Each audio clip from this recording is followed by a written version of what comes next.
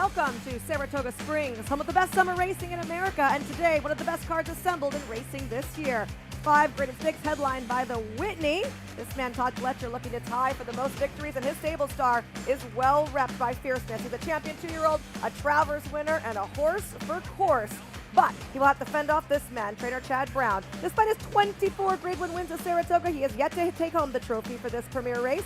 His contender, Breeders' Cup Classic winner Sierra Leone. He's been winless since November and 0-3 at the Spa, but he can renew this rivalry. But before we get to that, the stars of tomorrow on display. Steve Asmussen looking for win number 6 in Saratoga Special. His stable charge, Obliteration, has done just that, winning his last start by over 10 lengths, and we'll see if he can keep his unbeaten streak alive. People have been flooding in to Saratoga since about 7 o'clock this morning. They call it the running of the bulls as everybody runs to the backyard to make their spot for the day. We are packed on track here with picture-perfect conditions for a picture-perfect race day as we are nearing into race number 1. It's a beautiful look at the tree-shaded paddock. And of course, on track, we have lovely conditions going into today. We did have rain earlier this week, but not in sight today. To join you here for the beginning of Whitney Day, I am Michelle Yu, and we are looking forward to multiple stakes today as we welcome in our FS1 audience, and we are really pumped up for the card the race office has in store for us. I mentioned those graded stakes. We have 5 graded stakes, 4 of them Grade 1s headlined by the Grade 1 Whitney. Now, this will be the first time we've had Breeders' Cup Classic winners showing down. So we have 2 of them in here, Sierra Leone from last year and White Barrio from a couple years back. I can't do it by myself, though. Want to welcome in the team here, Paula Duca and Megan Burgess. Big day ahead, guys. Thoughts overall? Well, I mean, obviously, this is the Whitney Day, right? And Mary Lou Whitney kind of built Saratoga, and so we honor her with this type of day, and it is a tremendous day. Michelle hit the nail right in the head. This is going to be, I think, busier than Belmont Day, to be honest with you. It is a packed house. People are on the rail, old school style. Trying to get a look at the first race here. This feels old school in general. You know, it's one of those Belmont Day, Breeders' Cup-esque type cards where you just get excited about every single race. We have stakes action that you're not going to find very many days of the year, which just makes it all the more special. Cannot wait to dive into this absolute blockbuster of a day. Blockbuster of the day, indeed. 13 races carded here, and let's take a look at today's races presented by Claiborne Farms. Race number 1 is coming in shortly. Going to be kicking off the early pick 5 there. Mentioned the Saratoga Special. It's going to be 2-year-olds. These are going to be your future horses you're looking at, maybe for the Breeders' Cup or the Derby down the line. Of course, race number 11, that Grade 1 Whitney. And don't forget, we're also going to be bringing you the Hamiltonian, the biggest race in harness racing. It's the 100th edition. We have a team live on the Meadowlands. And don't forget, you have the promo 200 deposit match. Bet any track, anywhere, anytime with Naira Bet. Sign up today. Get the $200 deposit match bonus with promo code SPA200. Enjoy betting on over 300 tracks around the world and starting winning today. Join Naira Bets at nairabets.com. All right, we will be on FS1 right now until about 2 p.m. Going to be jumping around a bit between FS2 and then FX 3 later on today as well. Let's take a look at the field for the opener here. Maiden special weights. These are all going to be 2-year-olds. We have a lot of first-time starters, guys, and I think an interesting group assembled. We're going to start it off with the 8-5 favorite. That's Tagermeen for Steve Asmussen, who was an 8-length defeat last time out, but he's got the start under the belt, Megan. He does have the start under the belt. Curtain call got him on debut, but he tries it again. He gets back to a fast track, which will be of his benefit, and he's been the work partner for that Saratoga Special favorite and Obliteration, which makes him loom very large in this group. Yeah, I think he's going to be really tough to beat in here. I actually thought 8-5 is a decent price. I don't really think he loved the slop last time, and I thought he run pretty well, Megan. I mean, excuse me, Michelle. I'm going to get you guys mixed up all day. Lots of M's. It's fine. I'm going to bring another M into the mix. Going to be bringing in another M. Maggie Wolfendale is standing by. We can't wait to talk about this lid lifter. Maggie, it is babies. It is 2-year-olds on display here. Yeah, and a lot of the money going to Tagermeen, as you heard Megan just say, has been the workmate of Obliteration, who we'll see coming up, and likely the favorite in that Saratoga Special. Now, Steve Asmussen, their Hall of Fame trainer, has said to me that Obliteration isn't the best workhorse in the morning, but Tagermeen, at least in that breeze that you can watch on First TV, did look as though he was going easier, and the fast track today should help his chances. Furthermore, he is quite a bit more sharp, and in my first notes, and this is 6.5, I wrote that he might want a little bit more ground, so he gets at least a half a furlong today to play with. But the fact that he did break so well, I think should put him in the right position to dominate this field. I am interested in the Spendthrift entry here, and we'll begin though with number 1. That's Abrigado for trainer Brad Cox. Now, this one sold for $187,000 after working 20-3 at the OBS March sale. Son of Yalpon, whom we've seen get off to an auspicious start here with his freshman crop. So far 6 for 21 as we go into today. But watching his workouts from there and the ones here on the main track, he almost looks as though he'd appreciate the turf. And if you go back, the second generation is all turf. So watching those workouts too, he looks like he comes off the bridle a bit in the gallop outs. I take the wait and see approach. Now the 1A, however, Ted Noffey, I love that Ned Toffee and Mark Toothaker can poke fun at themselves a little bit as a publication incorrectly identified Ned Toffee and called him Ted Noffey. I like the way that this horse has been working. He was a little slow out of the gate, 3 back with Vino Vici, who was third in the maiden special weight, but he made up the ground quickly and he galloped out well in front. Now, John Velasquez will climb aboard today. He's beautifully put together, has a bit of a longer frame to him. So yes, he might eventually want a bit more ground to work with, but he has done everything right. Number 3 is Criteria. I think he'll be the one that is quick of the first time starters. Very compact frame to him, very aggressive in the warm-up with Flavia and Prada aboard. We'll see how far he can take them. This other son of Yalpon, there is definitely sprint in the pedigree. Michelle? Thanks so much, Maggie. Ted Noffey, of course, named for Ned Toffey, who is the GM at Spendthrift Farm since 2004. He's loading in the gate right now for trainer Todd Pletcher as part of the entry. Fake Miramati is the voice of Saratoga. They're in the gate. And they're off. Rough start for Abrigado at the back of the field, along with Grittiness, who was off slowly. On the inside, it is Tagermeen, who goes straight to the front. Abrigado actually broke well and is right up alongside in second. Criteria is third. They are followed by Ted Noffey, 4th and 3.5 off them. Ambassador Blue races in 5th. Then comes Legal Gambit, who is a length and a half in front of Blinging It Back, who's having a little bit of a tough time climbing in some traffic at this stage. 6 lengths off them, trying to get through the narrowest openings. And getting there is Ambassador Blue, drifted a bit off the rail. And after that tough start, Grittiness is the trailer. Opening quarter in 22-2. Tagermeen is the leader. Abrigado a half length away second. And then it's Ted Noffey moving up 3 wide in third. Legal Gambit is fourth, coming to the quarter pole. Just in behind them, Ambassador Blue trying to go wide. Inside of him comes Criteria.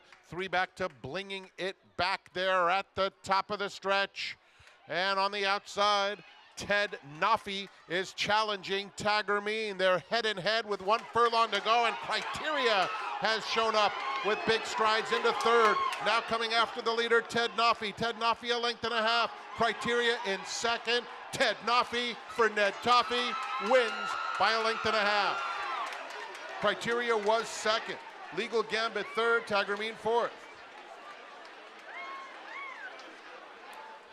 Name a horse after yourself, you better make sure it's a good one here, as Ted Noffey does deliver on debut for Spendthrift Farms for this man, trainer Todd Pletcher. Good call by Maggie. She liked this horse. It's been very difficult for horses to beat horses with experience. And this horse ran really well. So did the 3 in here, Criteria. But no doubt, Michelle, about Ned Toffey here, who sat the trip, didn't really sit the trip, was wide, but powered on and won at 7-2. And you mentioned those horses with experience. The number 5, Blinging It Back, was a horse I found extremely interesting, but he did not have the best of trips in here. He kind of got pinched in between horses in the beginning stages of this race, so certainly look for him to improve. Tagermean, I was a bit disappointed in. Taking all the money, he didn't necessarily kind of bounce back in the way I would expect, but give all the credit to those Spendthrift Farm colors. Always exciting to see them in the winner's circle right here at Saratoga. Looking at him coming back now with the pony, and you should think that this horse is going to have a lot of upside. He's by perennial leading sire Into Mischief out of an old-fashioned mare. That says 2 turns. Yeah. I mean, this horse is going to be precocious, being able to win it too, but should be able to be a factor going a little bit further as well. You know, and there's Todd again. This is his 8th or 9th 2-year-old winner this meet, Michelle, and you know, this is. He's putting on a little bit of a show here. I mean, and he had, if I'm not saying Tommy Joe filly, he's had this horse, Michelle. I mean, like, there's horses in both ends here. And Megan, I know you've been following this too, but I didn't think, you know, when you think of 2-year-olds, you don't really kind of think of Todd Pletcher, but he's had a stranglehold on this so far. He does. He has been outmatching everybody in terms of his juveniles, and I will say this, a particular trend to take note of in the Saratoga meet is that when they are based here at Saratoga, trained here at Saratoga, and those shipments from Kentucky, they have been doing so well at this meet. But you're right, Todd is putting on a clinic in terms of having his juveniles ready to fire here on debut. Well, this is just a throwback. This is what Todd Pletcher used to do all the time, right? Yeah, He would kind of, unveil champion after champion at Saratoga, so really great. Speaking of Todd Pletcher and 2-year-old champions, looking forward to the ABR race of the week. Of course, it is the Whitney. Could it be any other race? America's Best Racing, making the sport easier to follow. You can explore stories, betting tips, and race day insights at americasbestracing.net. And Todd Pletcher will saddle Fierceness in here. He was last year's Travers winner. He's a Breeders' Cup winner, not a Classic winner. We have 2 of those, though. Yeah. But he is a Breeders' Cup winner. He was a champion 2-year-old. And there is so much to like about Fierceness coming in here. This could be a banner day for Todd Pletcher. Yeah, you make a really good point. He was in 2023, he was the best 2-year-old winner here, and he's turned out to be a star. And listen, this was his last year when he won the Travers, and Torpedo Hannah took his best shot. And a lot of people will look at Sierra Leone and was a little unlucky maybe with the break and a lot of stuff going on, but when Fierceness brings his A game, he's tough. He's so dangerous, and he's a horse that I think has been overly scrutinized. I think when you look at his resume, you think, we've been so hard on this horse. Is he going to show up? Is he not? He's only been off the board in 2 starts, and this is his creme de la creme effort. He set blazing fractions and was unfortunately caught by Sierra Leone, who had to go all his own way that day. But for this horse to hold on and to be able to take that pressure from Sierra Leone on the outside and still run such an incredible race, it just goes to show you how talented this colt is, and I think he is sitting on yet another big effort later on in this card later this afternoon. There's the tail of the tape. Clash of the Champions here. Sierra Leone on the left, Fierceness on the right. I would say that they are pretty squarely matched. Fierceness does have the edge over Sierra Leone, though, especially here at Saratoga. He won the Jim Dandy. He won the Travers. We watched that race. Sierra Leone has never been the same horse at Saratoga as we've seen from him other places. It's true. You make a really good point, Michelle. And I think that Megan made a great point. I'm tired of everybody saying, oh, is Fierceness going to show up today? What are you talking about? He showed up his last 5 times. It's because when he was younger, if things didn't go I his get way that. and he was immature, But isn't he that just over threw with? in the towel. I mean, yeah, but it's hard to shake that. When you have that initial impression about a horse, it's hard to shake it and say, you know what, he's older, he's better, he's more professional now. And he is. But I still have that sometimes where I'm like, oh, can we trust Fierceness? Yeah, I get it. I think it's also an element of his maturity. It speaks to how Todd Pletcher and John Velasquez have been able to figure this horse out, and they've done so beautifully. Taking a look here at the winner's circle for race number 1. That is, I'm going to say his name wrong, Ned Toffee, Yeah. who Ted Noffey is named for. Again, the GM of Spendthrift Farms. And there's our Wayne's winners. We could also say B. Wayne Hughes, right? Get the Wayne tie in there.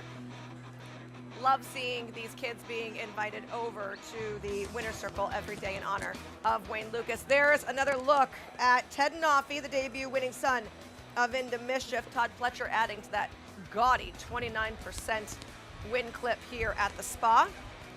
Johnny Velasquez aboard. I mean, it's just appropriate, right? Johnny V for Todd Yeah, right. Fletcher with a debut winner. Yeah, you're talking really old school, right? And you get $9.60. Criteria, legit gambit. I thought ran well, and he had that superfecta. But Ted Noffey and Maggie got it right on the button. Speaking of Ted Noffey and Maggie, here's Ned Toffey and Maggie. I can't stop giggling about this name, Ned, as we are, tell us the story. Tell us the story of how this name came about. Well, so one of the trade publications did an interview with me, and on Twitter they were teasing the issue where the article was going to appear, and they said, don't miss an interview with Spendthrift's Ted Noffey. My daughter immediately tweeted back at them, so close, and then she promptly screenshotted it and sent it to my boss, who apparently said, I know what to do with this. And one day I'm checking through workouts, and somebody sent me a workout that said Ted Noffey breezed this morning. I had no idea it was going to happen. And, you know, it's just fine with me as long as he can run. And that he can. He's been touting himself in the mornings, and he showed up today. 3-wide trip throughout and just held them all at bay. Yeah, he's looked the part. We bought him. Frank Taylor was here in the winner's circle, so I'll tell Taylor made they raised this horse. We bought him off of him off of them as a yearling, and you know, he's always looked the part. It's funny because people talk about the gray into mischief's any good. I've always thought the color thing was a little overrated with horses, and so we just liked him. I think honestly he would have been a little more expensive horse if he was a bay. And marked more like into mischief, but he looked the part from early on down at Raul Reyes, who breaks our horses down Ocala, we feel like we've had a good group, so we've had a good meet here so far, and this guy's holding up his end of the bargain. So I'm just glad my namesake sort of didn't let us down. Well, congratulations. I like what your daughter had to say about the comparison as well, the similarity. Oh, yeah, we tried both big and gray, and my kid said he's out of a old-fashioned mare, and I like to drink old-fashioned, so, he is definitely faster than I am, though. Thank goodness for that. Well, Ned, thank you so much for everything, and Ted Noffey, may long his fastness continue. Thank you very much. Michelle. Thanks so much, Maggie. What great energy going on to kick that off. And you gotta have some humor in yourself, right? To be able to have a horse that's named after a mistake and named after you at the same time. You always wonder what's behind names. I wish I would know more, and you get to know what was behind that name. But there's some names out there you wish you knew, like what's behind that, and that was great. That was good stuff right there. There's a horse by the name of the Grumpy Rabbit for Kenny McPeak. Yeah, I'm dying to know. Yesterday, who is the Grumpy Rabbit? Who made the rabbit It's mad? got to be a rabbit that they go to the stalls or whatever. You've had rabbits at your stalls, right? Rabbits and goats, no? Goats. I've never had a bunny at the barn. I remember there was a horse that loved his bunny. I forget which horse that was, a Grade 1 ring horse. That's Googleable for sure, because Yeah. I don't remember a horse that liked a And bunny. whatchamacallit, she feels pretty like the goat. Yes. Yeah. Yes. But Cherie says it's a mockery of a goat. It makes a mockery of the state. Brad Cox's goat has his own Facebook page. Are you kidding me? No, Mr. Manny's very famous. All right, so race number 1 in the books. We're going to flip the page to race number 2. Also, 2-year-olds, juveniles, going a mile and a 16th this time on the turf course, and a field of 9 going to be subscribed here as we will continue on this Whitney day. We're going to take a quick timeout right here, and on the other side of the break, we're going to meet the full field for the Whitney Stakes. Last year was won by this horse, Arthur's Ride. We won't see the big gray this year, but we've got another one in White Barrio. We'll meet him after this.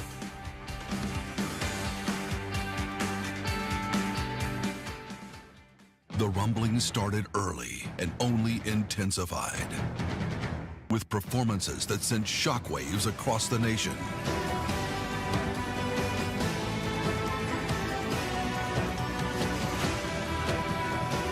At the center of it all, Epicenter is at the top of the 3-year-old class in the Run Happy Travers. Epicenter, 3-year-old champion by Not This Time. Coolmore America, home of champions.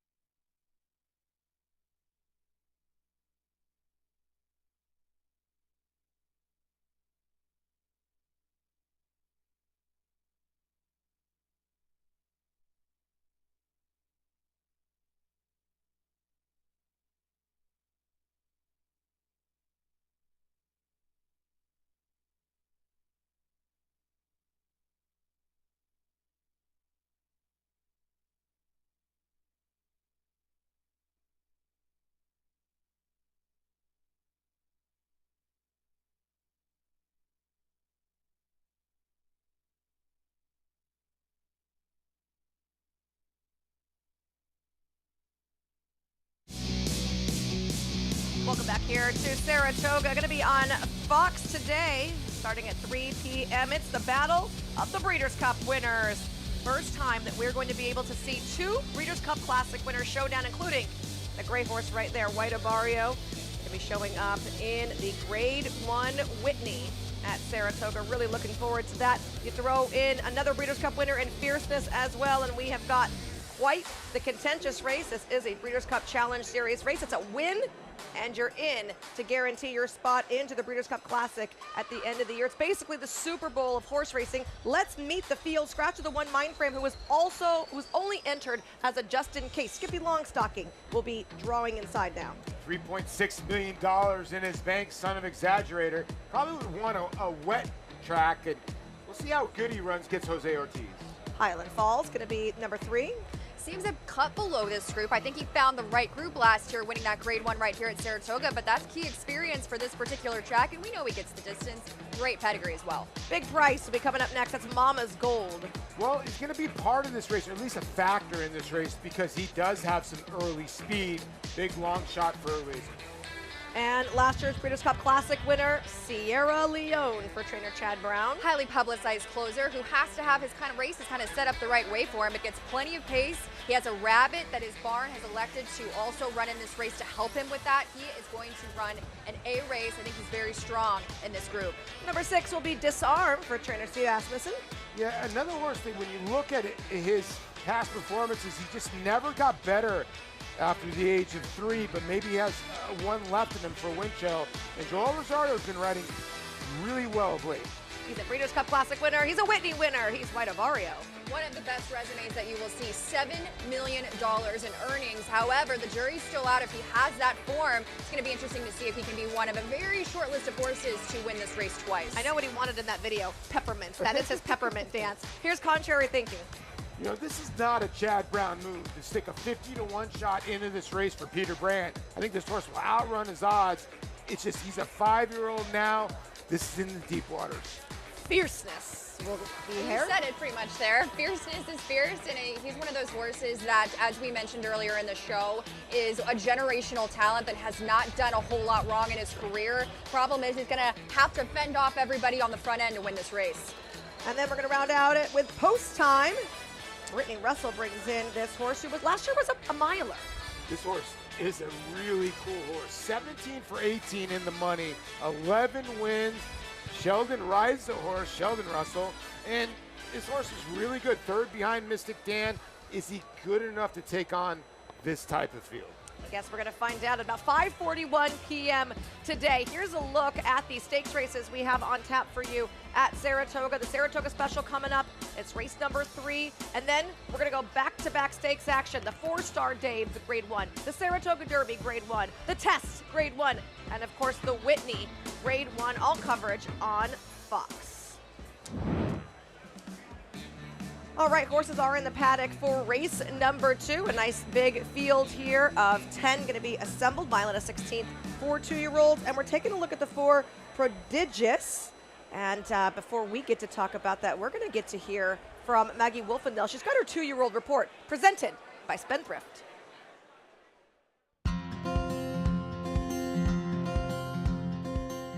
Miguel, an exciting turf horse, Prodigious, you have running this week. Son of Mendelssohn, but a half-brother to Emmanuel, multiple Great Stakes winner on the turf. Didn't cost that much at the Keeneland sale. What do you think kept his price low? Not sure. Perhaps Mendelssohn was not very fashionable at the time.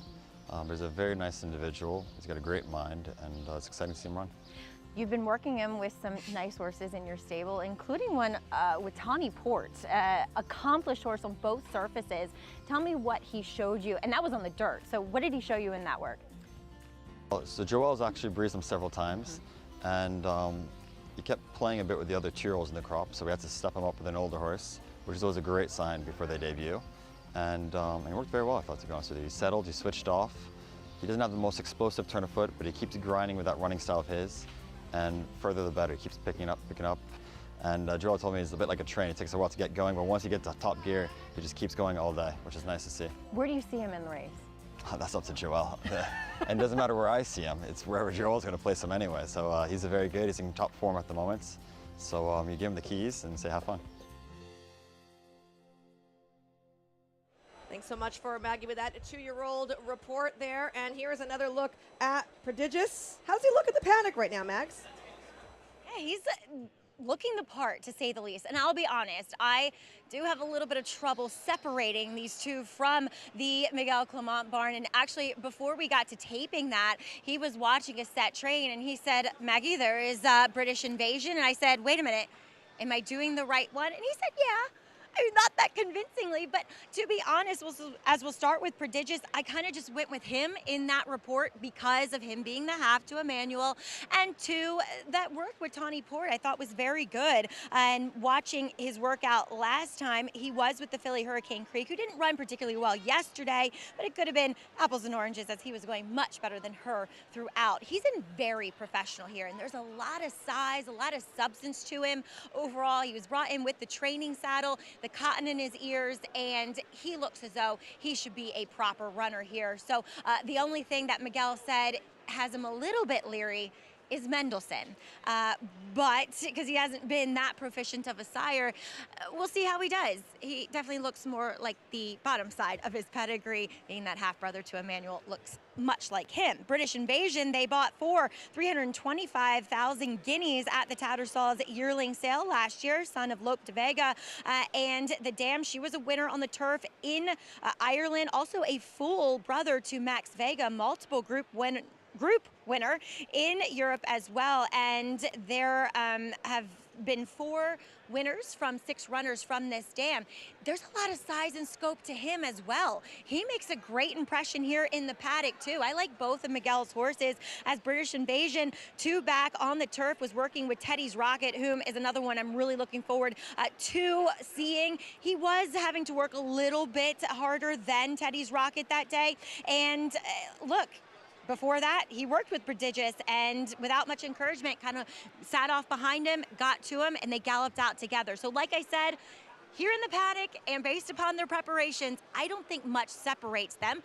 We'll see what the other horses have to say as we'll take a look here at Todd Pletcher's entry here. Number 1, Sunrise, son of Caraconte, and this is a huge pedigree, as he is a fool to Spenderella, who won her first start out, also won the Grade 1 Del Mar Oaks, multiple Greatest Stakes winner, multiple Greatest Stakes winner Spanish Queen, as well as a fool to Spanish Love Affair, multiple stakes winner on the turf. This is a lot of pedigree, and this guy is so athletic here. Little bit green. They didn't actually saddle him in the stall, so they kept him outside. Maybe has shown the propensity to be a bit hard to handle. Obviously, we'll keep a close eye on him and how he proceeds through the preliminaries here, but as a physical, as one that looks ready to go first time out, he fits the bill, at least physically. As we'll move on to one who has experience, that's number 7, Orbit, son of Medalla d'Oro. They opted to stay in that July 11th race and run him on the dirt, which I don't think overall he disgraced himself necessarily, but he's definitely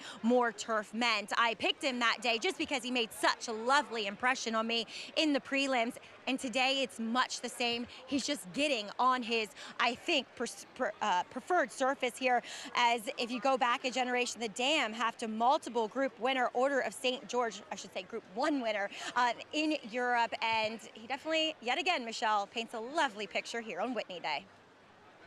Indeed he does. That's going to be my top pick in there. Orbit getting on his preferred surface, so we think based on the pedigree. Horses getting their riders up. They're going to make their way out for race number 2. We're going to step aside for a quick timeout. And when we come up, we're going to look at Saffie Joseph. He's got not 1 but 2 chances in the Whitney. Not only White Barrio, but that guy, Skippy Longstocking. We'll see if he can step up for his first Grade 1 in a big way.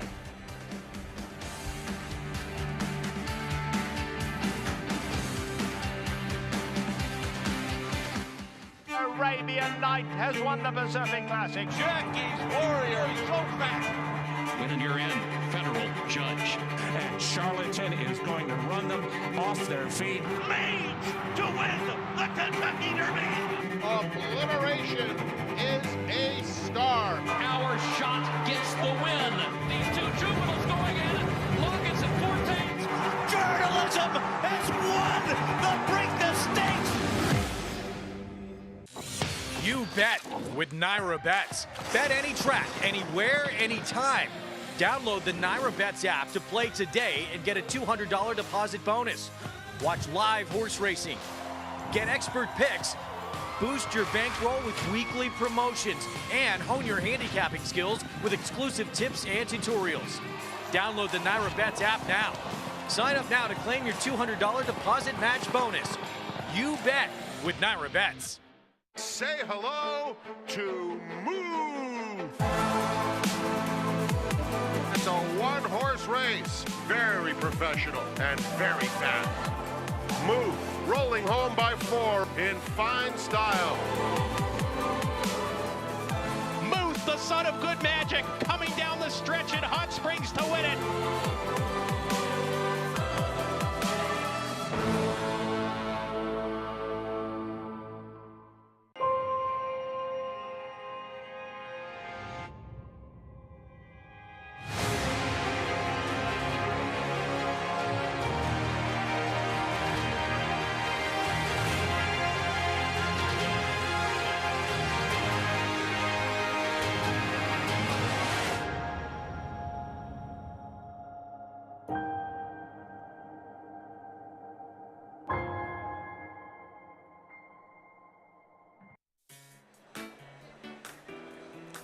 Welcome back here to Fox Sports 1. We are at Saratoga Racecourse with Saratoga Live.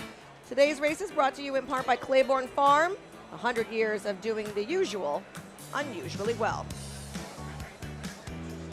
We've got horses on the track right now for race number 2, mile and a 16th turf horse. Speaking of unusual, the one horse going to kick this off here, Paulie. Sunrise out of an unusual heat mare. Yeah, you don't see many unusual heat mares, Megan. They're usually out in California. Right, but this is number 2, Signatory Man. I got a player in here, no, Megan? Gets to the grass, a chance to stretch his legs. I chose him here in this race. I really saw some raw talent there on those sprint tries. Mark Cassidy with some multiples. He got Super Caliber that went through. Here's the 4, Prodigious. Half sibling to a very good grass horse and stakes winner, Manuel, as noted in that 2-year-old report. But this horse looks fantastic there on the track. Your 5-2 favorite, Capital Partner, Chad Brown. Well, you get Chad Brown and Flavia and Pride and Klarovich. They're usually a potent combination. Number 6 is British Invasion, the other Miguel Clement. Another book one purchase from that Tattersall's October sale. And this is the son of Lope de Vega, who sports a very strong hand with his 2-year-old domestic runners here. I like the 7, Orbit, for Mark Cassidy. They went ahead and stayed in on the dirt, but he's back on grass today. Yeah, another Bullet Drill coming in, and I think a player too as well. A Million Dreams goes through for all you Greatest Showman fans, and number 9 will be Joinder. Kevin Rice seems to kind of have quite the touch there with the number 8, A Million Dreams. Had a nice winner in Modaji earlier in the meet. 38% overall with maidens in their second start.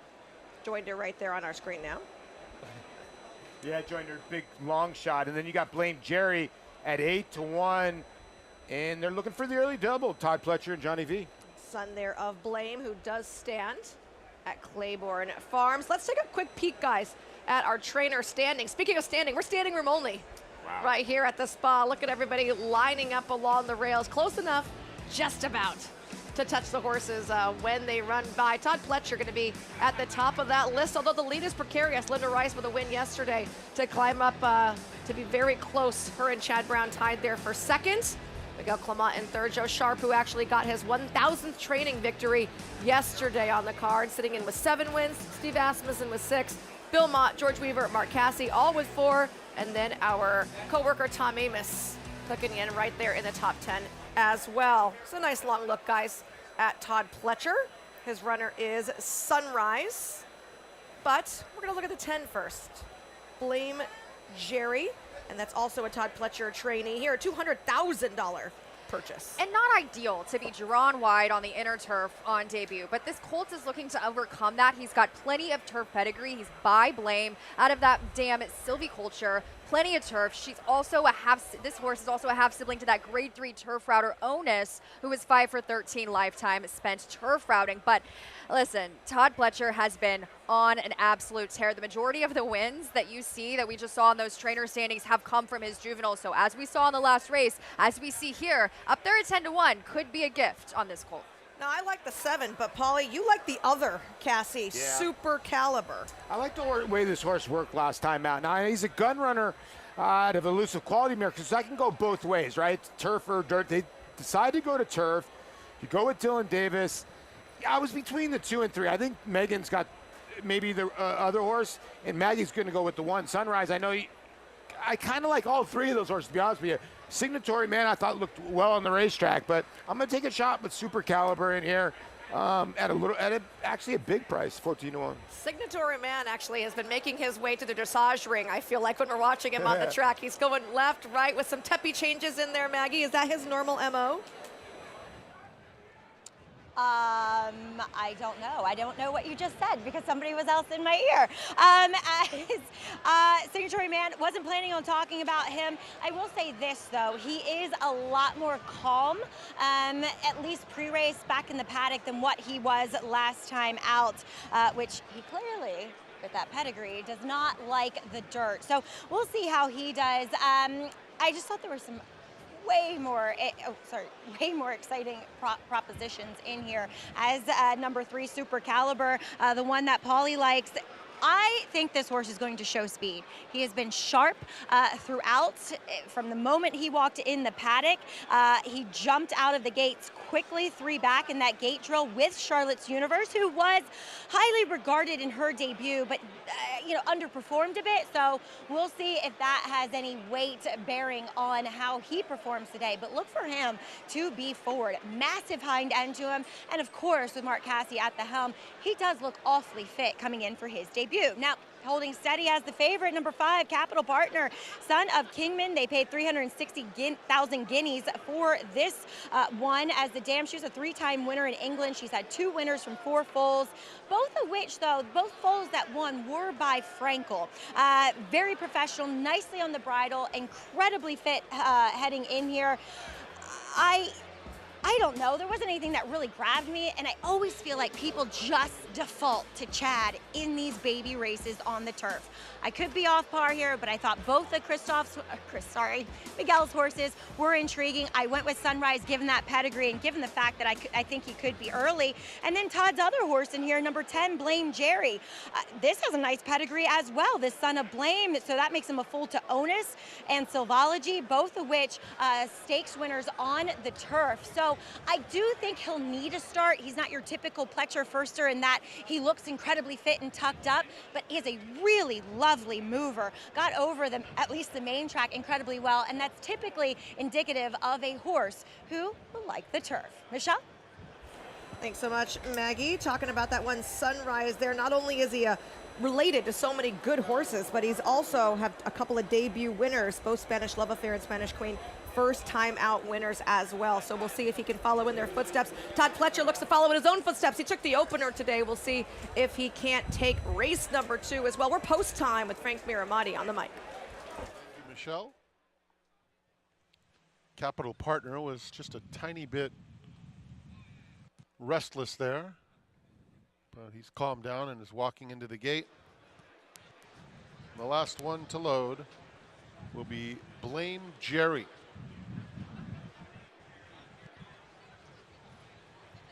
British Invasion is acting up. Rider is off number 6. That's Manny Franco standing and now climbing back aboard as Capital Partner goes up. Backs away again. We had a namesake win the first race, sort of. And now Blame Jerry for Jerry Crawford, with Johnny V looking to sweep the daily double. He's awaiting his turn as Capital Partner is now in the gate. And here's Blame Jerry. They're in the gate. And they're off. Orbit is the quickest, sprinting out for the early lead. He's joined at the rail by Signatory Man, and British Invasion is in the mix early on. Blame Jerry a joint 4th. He is racing 4 lengths off the lead. Just inside of him comes Sunrise. Capital Partner on a tight hold in between horses as Joinder goes wide into the turn, 10 lengths off the lead. It's a gap of 5 to the 2 trailers, Super Caliber and A Million Dreams trails. They move on to the backstretch. Javier Castellano takes Orbit through an opening quarter that went in 24 seconds flat. It's a 2.5 length advantage as they straighten up for the run down the backstretch. British Invasion is just in front of Signatory Man, who's down on the inside third. A gap of a half dozen. Back to Sunrise on the inside of Blame Jerry. Those two stride for stride. And just in behind them comes Prodigious in the green colors along the inside. Then it's Capital Partner between horses, followed by Joinder, Super Caliber, and A Million Dreams. 48 and 4 for Orbit, who's been the controlling speed. British Invasion has to get after him second, and Signatory Man, who's been on the inside, angles to the 3-path coming after the top pair. Then it's Prodigious, who is just behind Sunrise there at the top of the stretch. Orbit, British Invasion, Signatory Man, 1 furlong left. Orbit digging in. British Invasion's been testing him, and British Invasion gets his head in front, and now Capital Partner is flying home late. Here's Capital Partner. Look at him come rolling on the outside, and he will get up to beat British Invasion. Orbit was third. Sunrise finished fourth. Well, default choice or not, what a closing kick there from Capital Partner. Perfectly timed under Flavien Prat to give Chad Brown the W here in race number 2. Wow, Chad Brown. And it seems like his son has got no worries at all. He's dressed to impress and gives his son a little high five. His nephew. Excuse me. I was going to say, I don't think he had a son, just daughter. He has 2 girls. Yeah, and you know what? This horse really ran, because the 6 I thought ran a really good race here. British Invasion, but this 5 was able to run him down. Capital Partner, Flavien Prat, in time. When I saw this race, I said to Paulie, wow, this horse is coming down the lane. Very Chad Brown-esque there. His horse is finished. Right here, you thought the 6 has got it, the 6 has got it. He just closes so beautifully. He didn't really want to go in the gate at the start, but man, he put on a clinic here in this 2-year-old race, and this is going to be a horse that we're going to be seeing do bigger things in the future. They're at 9-5, but wow, is all I can say about that performance here. You know what, Michelle? These Lope de Vegas really love it here. And you could see that Manny Franco that 6 was really leaning in with British Invasion.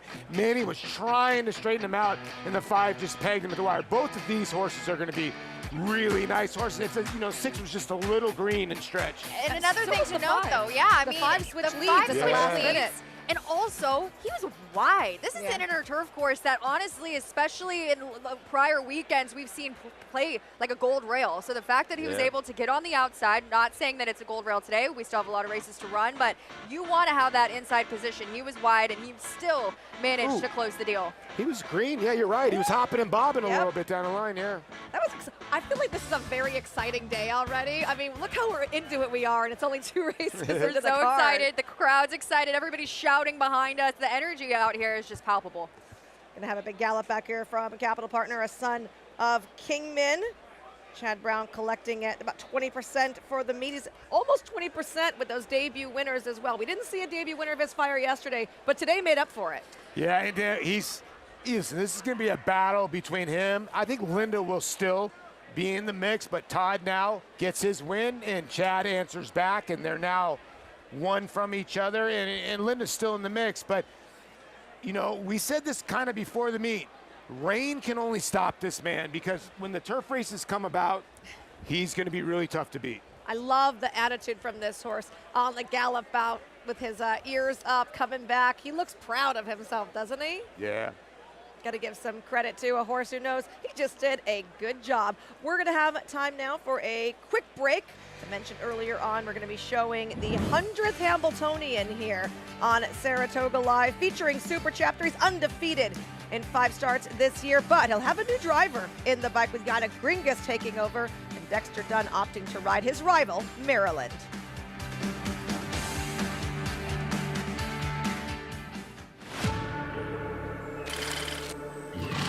And they're off in the Grade 1 4-go. And it's going to be Yopon who gets to the wire first. The 7 furlongs in 1:21 and 3.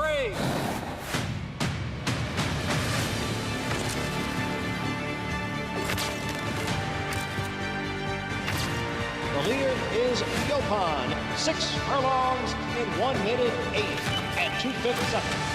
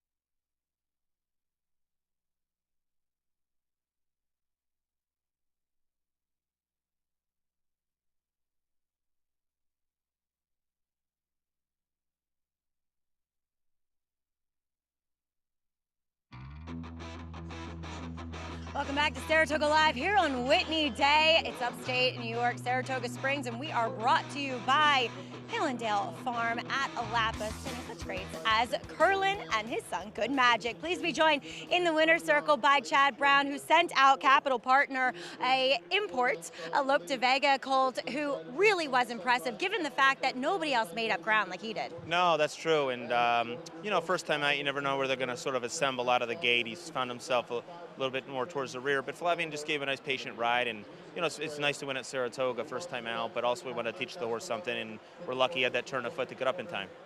Teaching a horse something, is that something you feel as though that Flavian is pretty good at? Yeah, we're a good team now that he's been riding a lot more for us, and I'm very fortunate to have, you know, the top handful of jockeys in these standings all have some sort of influence in our barn. So yeah, listen, first time out at Saratoga, like I said, you have to have him ultra ready. I think this horse was ready, and I like to see him win first time out sort of on their own if they're good enough, but I want to leave some room for development. I think you achieved that there. Talking about races looking forward, as I mentioned, Whitney Day, you'll send out Sierra Leone, and you have not been shy about saying you've put a rabbit in there to ensure a decent pace for him. Talk a little bit about, has it been disappointing to bring back the Breeders' Cup Classic winner and not get the win now as a 4-year-old? Yeah, I mean, he's only run twice, and one of the races was a little bit of a messy race at the fairgrounds, and you know, he ran despite some things working against him, but I thought the race on the Stephen Foster was quite good. Mind Frame is one of the top horses in the division, and he just ran a little bit better, but it was nice to see him get back on track. You know, a mile and an eighth, you know, he probably wants to tick further, but he ran a fast number. I think it sets him up for here, and you know, if the track's playing fairly, it should be an exciting race. Really exciting race. Looking forward to it. Best of luck with him. Congrats here. Thank you. All right, Capital Partner really does get the job done quite impressively at first asking here, breaking his maiden. Guys? Thanks so much, Maggie. And I thought it was nice of Chad to say, we have these riders that have an influence in our barn that are all in the leading riders. How about your barn having an influence on the leading rider standings, right? You could look at it from that aspect as well. That's so true. I never even thought of that. You know, Flavian, he kind of mixes up his game, right? He's on a lot of Chad horses, but he mixes it up. He gets on Todd. He's more on a lot of Chad's horses, but he's so versatile. And he goes out to California, and Bob uses him a ton. You know that, Michelle. So, such a good rider on turf and dirt. And I think something key that Chad had mentioned was that he gives his horses room to win on their own. And you will see here at Saratoga, Chad has great 2-year-old numbers, but he's not to the level of what you might think. And he lets his horses do this on their own. He leaves room for development. So seeing a horse run the way like this Capital Partner has, I think is just so encouraging for this individual's future. Still upside with him being a little bit green as well. So Capital Partner there with the debut win. We're going to flip the page to race and number 3, getting the stakes action underway early. This is going to be the Spendthrift 2-year-old race of the day. Brought to you by Spendthrift Farms. 6-time reigning champion general sire Into Mischief, already with the winner on the card today. Who's also the sire of this year's Kentucky Derby and Belmont Stakes winner, Sovereignty. So the Grade 2 Saratoga Special is next. 6.5 furlongs is the distance. We have a compact field here, but a fantastic field is what it could be. We have 2-year-olds here that were very good. I mean, like, Ewing put on a show first time out, and then Obliteration came back in the Sanford and put on even a bigger show. These two colts right here can flat out run. And Obliteration has won both of his starts by a combined over 17 lengths. To put that into perspective, Ewing is aptly named by, of course, that Nixco Hall of Fame player and Patrick Ewing, and he's a horse that still has a lot to prove here in Graded Stakes Company, but he has shown that he has all the raw talent in the world to be able to do so, and this is going to be his ultimate test going up against what looks to be a monster in Obliteration.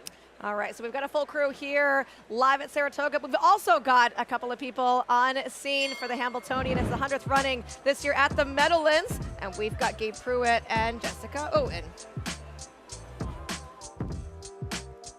Thanks so much. It is a beautiful day here in East Rutherford, New Jersey for the 100th Hamiltonian, the Kentucky Derby of harness racing. Gabe, plenty of storylines behind the scenes, of course, going into this race this afternoon. Looking forward to it for sure. Oh, it's a great day, Jess. There's a buzz in the building. It's the Kentucky Derby of harness racing. In fact, it's the sport's biggest stage here at the Meadowlands. It goes for $1 million, and this is a blockbuster field we have here today. I think it's one of the best 3-year-old crops we've seen in a long time. I really have to agree with you on that, Gabe. Going into maybe the winter book, the favorite of the winter book of the Hamiltonian was Maryland, and I think he was a big standout then. Now I think it is quite wide open, and that's one of the storylines heading into this afternoon's 100th Hamiltonian for $1 million. Dexter Dunn, he had a chance or a choice between two of them: Super Chapter, the elimination winner, or the winless Maryland so far this season. Yeah, Maryland's 0 for 4, Jess, but he's been second each of those starts, and he just continues to get closer. He's the richest 2-year-old ever in the history of harness racing, over $1.2 million last year. This will be a great day to break through and get that first win as a 3-year-old. And you know, it's hard to even say he's not been on the top of his game because he's really put forth some game efforts and some tough trips to really overcome. He's had to close into some really nice speed miles as well. There's plenty of other storylines that we're going to chat about throughout the rest of the day, but Dexter Dunn does stick with Maryland. Yannick Gingras, defending Hambo driver, he's going to pick up the morning line favorite in Super Chapter. Back to you guys. Thank you so much to Gabe and Jessica. Interesting, right? You jump off. The horse is 5 for 5 this year to run on the horse, or pace on the horse. That is 0 for 4 on the year. Going to be an interesting race coming up later on today on Fox. It is the 100th Hamiltonian. All right, time for a little break right here.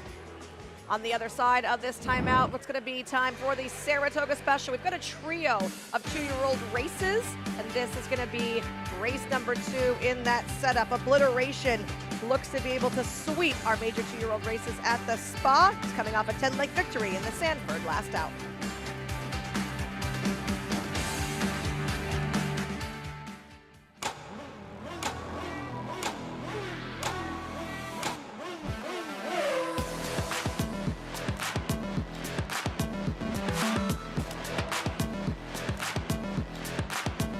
Prince of Monaco's too good for most. An impressive winner of the best pal.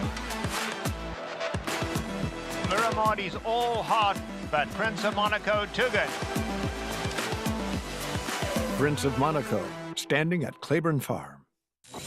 You bet with Naira Bets. Bet any track, anywhere, anytime.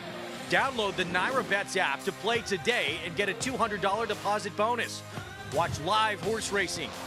Get expert picks, boost your bankroll with weekly promotions, and hone your handicapping skills with exclusive tips and tutorials. Download the Naira Bets app now. Sign up now to claim your $200 deposit match bonus. You bet with Naira Bets. Flightline is in full flight. Flightline turns it on at the top of the stretch, and he's in cruise control. And Flightline takes off! Take a good look at this, because you're not going to see this too often, maybe never again. Flightline, 20 lengths clear. World-class racehorse, world-class performance at a world championship event.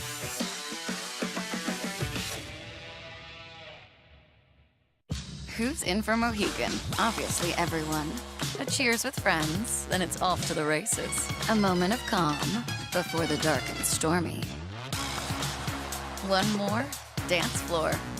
Who needs skill when you have style? And feeling like it's the best time ever? Smile. Apps and nightcaps? Yes. Then it's down for the thread count to start it all again tomorrow. This is how it feels when you're all in for Mohegan. Mohegan Sun.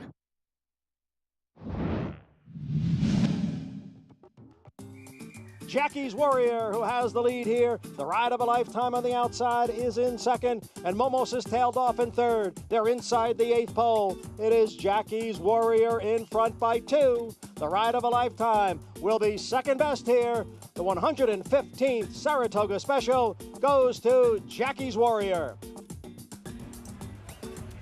Good look at Jackie's Warrior, who won back in 2020 for trainer Steve Asmussen.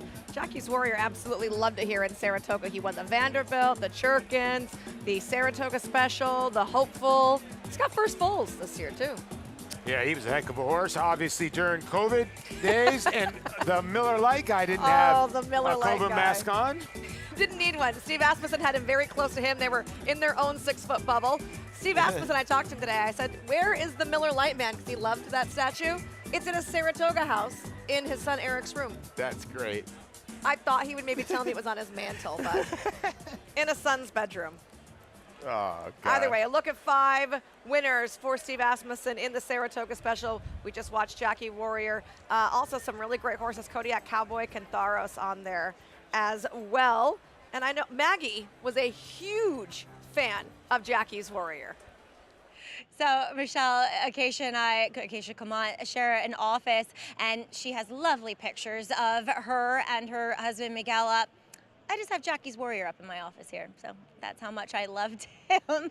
As we'll check out Steve's horse here in the paddock, Obliteration, and he is one that is actually very fast. And like I said, when I was talking about his stablemate, Tagermine, earlier, that Steve has told me he doesn't necessarily always work that well. It was actually his gait work at Keeneland where he tipped his hand. So from the pole, which is normally where a lot of horses, start their workouts, is where he just, he doesn't lay it all down in the mornings. It's better when you're not a morning glory and actually do it in the afternoon. He looks sensational here in the paddock. He's a big, strapping colt, almost Jackie Warrior-esque, to be fair, but he looks the same as what he did when he came here and won that Grade 3 Sanford, physically, mentally, all the things, whereas Ewing, however, is a bit different. It could have no bearing on how he performs today, as he does pick up Jose Ortiz back, I should say, with the scratch, of course. But Ewing, first time out, came into the paddock literally breathing fire. He was a high energy horse. He has gotten a little bit more on it since they put the tack on him, but he is a bit more subdued than what he was first time out. So we saw him show great speed. Granted, he was not in the 1 hole per se. He was only in the 2 hole, but we'll see what he does today. Like I said, he's just a little bit more quiet than what he was in the first start, Michelle, but then again, he just could be getting more professional as well. Thanks so much, Maggie, for great paddock observations. As per usual, good long look at Ewing right there on our screen. Let's take a look at the bankroll leaderboard. Paulie, way in front right now. What do you say to that usually? My bad? Not at all. No, you have to be unapologetic about this. Considering you're beating Andy and Jonathan, you have to just take it. Yeah, and I'm going to go with a ticket today. I like a long shot in the 4-star Dave. We'll get to that a little bit later. I'm not putting Obliteration completely. I like Obliteration, but if Ewing takes a step forward, I think he can win this race. So I'm going to use both 1, 3, 4, 5, 10 in the next. If you go to race number 6, I'm going to center my ticket around that horse. Immaculate Moon for all you Pokemon players. Hopefully you have a Gold Star Immaculate Moon. Horse been working great guns in the morning for Louis Saez and Danny Gargan. I think that horse will not be 10-1. Will be somewhat towards your favorite. And then race number 7, 1, 2, 3, 5, and 11. It's only a $100 bet. Hopefully we can hit 3 in a row. That'd be nice. Got to get through a single with the first-time starter. Ooh, there's so many different ways to go. Like, here was my thought process. Okay, if I single the 6 here, I needed to use everybody else. So my point in that race in the 6, you got to take a sand with a first-time starter, right? Because if you don't use 1, you got to use like 5. Mm-hmm. So I chose the 8. Looking at the horses in the paddock right now, there's a look at the 6, 1-4 right now on Obliteration. I see what Maggie says about his likeness to Jackie. Jackie's Warrior had that big white nose, so physically they have a very similar appearance. And I will say, in terms of right now, they're babies, they're 2-year-olds, they're clearly talented, but it might just be against who they are as individuals. I think Ewing has the potential to be a really talented router in the future, and I think Obliteration mirrors that of Jackie's Warrior, where he could be a high-class sprinter and doing so right here today. Legs up now for Jose Ortiz on Ewing. Maggie Wolfendale is standing by with a connection. That's right, Michelle. A lot of people know who I'm standing next to that follow on social media. Griffin Johnson, we've seen all your posts about Sandman. You've taken so many people along the ride and introduced so many new fans to the sport. So for that, we thank you. But you've also introduced them to Ewing.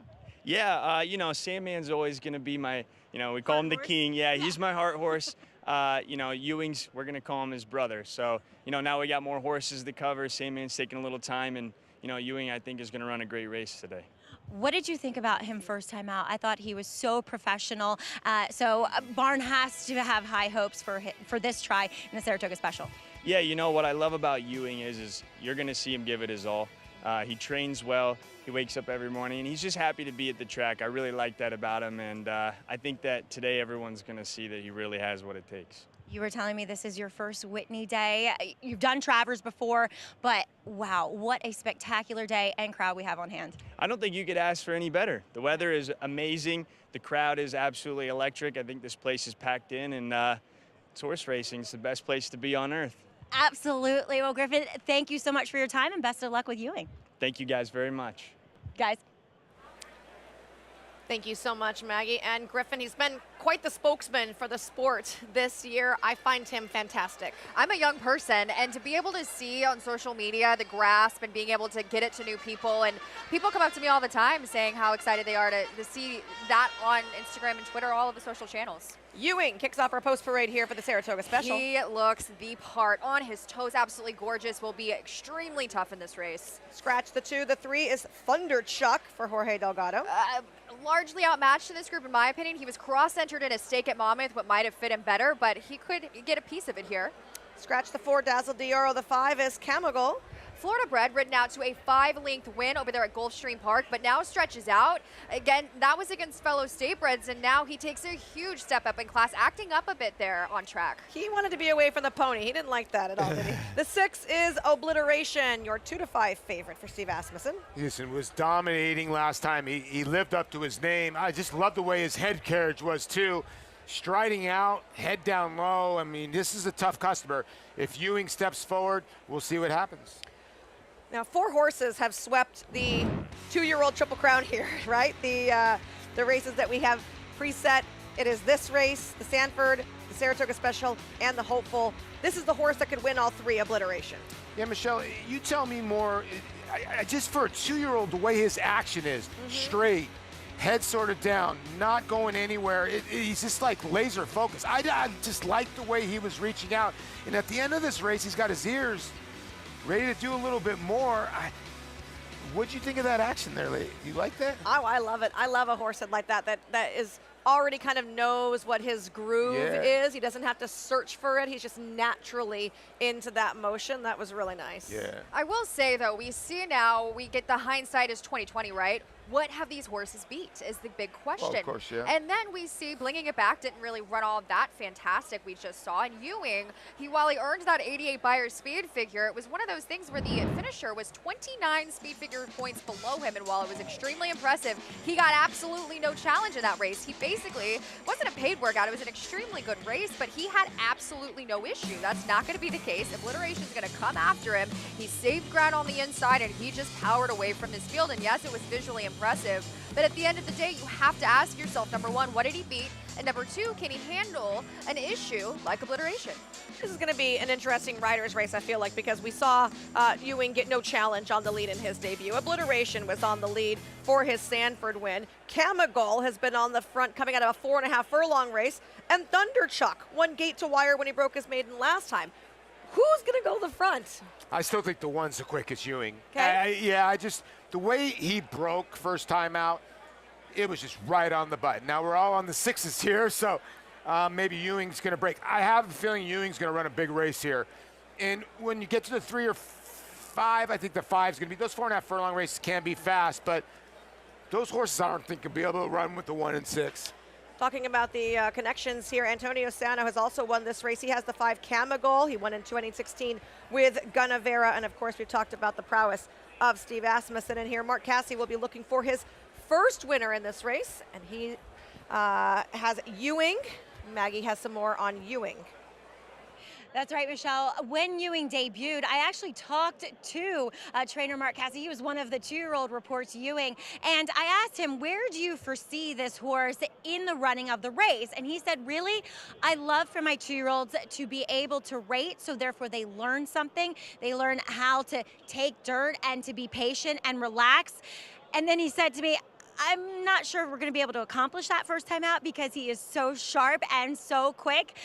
So that's in the back of my mind as he heads postward for this race, that I wonder, and considering he's a lot more calm today, will we see him try to, just sit off of it a little bit and not the most advantageous post, breaking from the inside? Let's talk about the long shots. Number 3, Thunder Chuck. When it comes to warm-ups, Thunder Chuck got the solo warm-up, big gallop to the backside with Javier Castellano aboard. And looking at the race he comes out of, granted going 5/8 on a muddy track at Monmouth, the third place finisher came back, only posted a 50, but the fourth place finisher came back and posted a 76. So there's every reason to believe that that race, though it looks woefully slow on paper with a 40 buyer, is a bit better than that would suggest. And I actually don't mind him as a physical. Do I think he's as good as the 1 and 6? Absolutely not. But he's got a nice engine on him. We've seen Jorge Delgado do well with his juveniles, and I do like what I'm seeing from him in the warm-up. Number 5, Chemical. As you guys are talking about, very green with the pony. I mean, for a horse that is now making his 3rd career start, you would like to see them behave a bit more, as Jose Lescano had his hands full. He was an angel back in the paddock, but once he got out on track, he had other ideas. He definitely looks like the rank outsider in this group. Michelle? Thanks so much to Maggie there for the reports on all these horses as they're making their way over to the gate.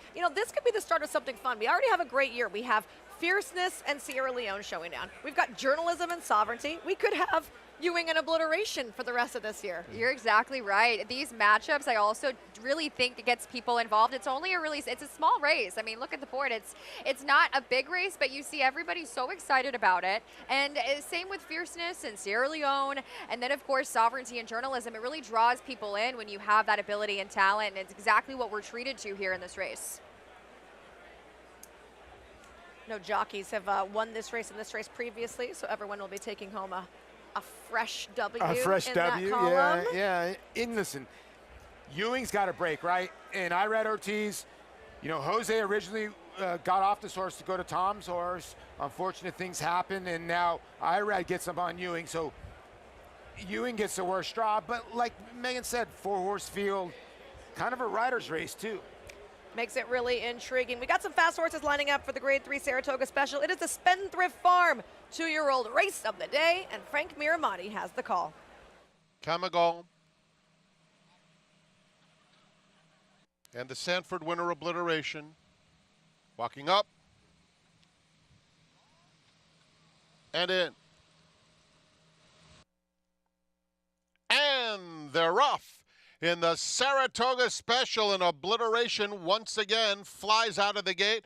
Ewing was off a step slowly, but he's made up that ground in a hurry, and suddenly Ewing is in front.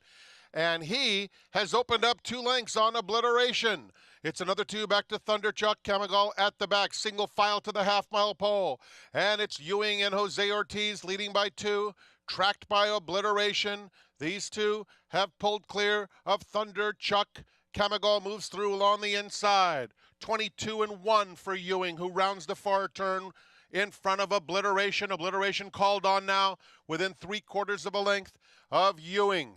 These 2 now 6 lengths clear of Camagal and Thunder Chuck. Match race at the quarter pole. Ewing on the inside, and Obliteration stride for stride through a half in, 45-2, and Ewing maintains the lead coming to the 8th pole. He's 2 in front of Obliteration and still running powerfully. Obliteration trying his best. Ewing coming to the 16th pole, a length and a half in front. Obliteration still second.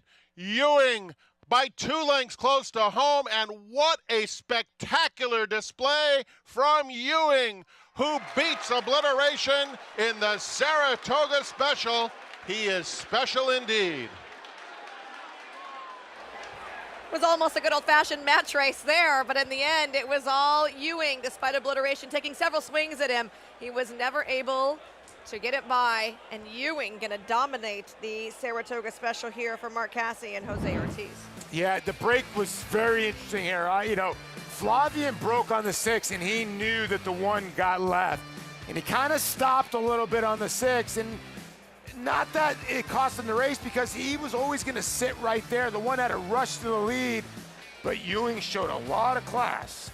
Class is exactly the word that came to mind when I saw this race, because if a 2-year-old doesn't exactly get their way and might have to adjust the way Ewing did in the beginning stages of this race, sometimes they don't bring their A game, and you can kind of see Obliteration lost a little bit of momentum here in deep stretch, and Ewing just managed to pull away so beautifully, statuesque, honestly, a Zeus of sorts in terms of physical. Congratulations, this is a special 2-year-old colt. All right, Knicks Go, the sire here of Ewing. Mark Cassidy going to be making his way down to the winner's circle to collect his trophy here. And if you He's played, like incognito. if you played your pick 5, you got the better price too, right? Yes, I did. And it was Jose Ortiz, not Irad Ortiz, my fault. All right, Maggie Wolfenbell standing by.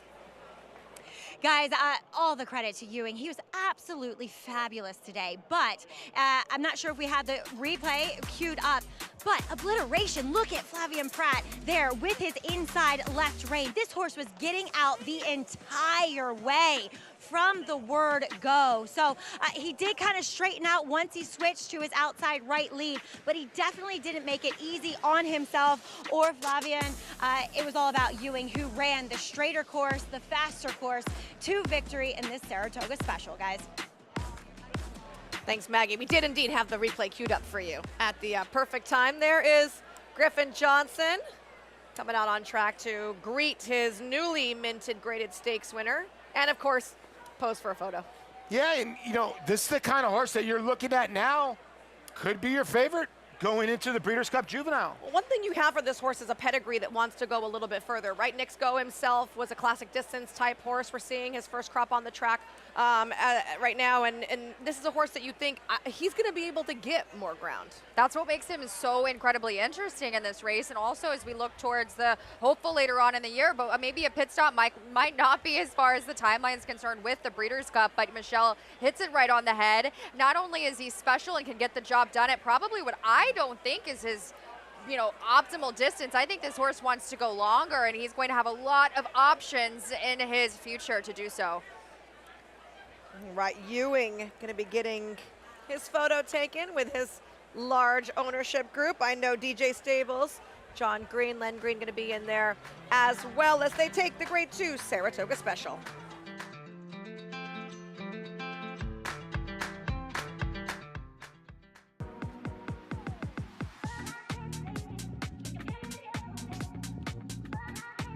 Every year, Lane's End looks forward to the Saratoga Select Sale. This year's Saratoga Sale, we are thoroughly excited to be offering some yearlings by the Great Flight Line. Our partnership with Summerwind Equine dates back for many years, and this is truly a full circle moment for both of us, being that 8 years ago, we offered Flightline himself at the Saratoga Select Sale. Hit number 80 is next in, consigned by Lane's End Agent. Here is Flightline, a bank by Tappet, out of Feathered by Indian Charlie. All right, had to get that buddy paying 200,000. It's hard to believe that time has passed that quickly, and here we are again. This stallion has truly passed on his class and quality to his offspring, and we can't wait to showcase them.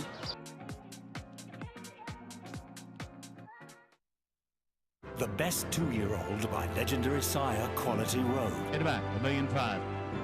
Very, very impressive debut. Cantering home. Could not have been more impressive. Coast to coast in the American Pharaoh. He's the real deal. Undefeated and unchallenged at 2. He's just too good. He wins the Breeders' Cup Juvenile. Corniche.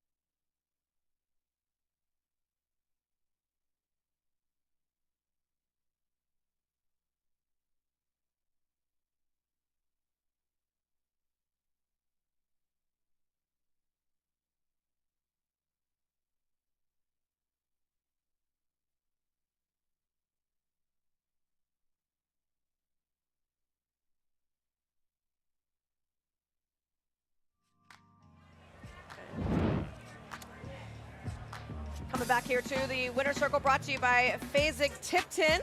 It's the 104th Saratoga sale of select yearlings this year, August 4th and 5th. Where will you be? Right across the street at the Fasig-Tipton Pavilion, I hope. Yeah, right?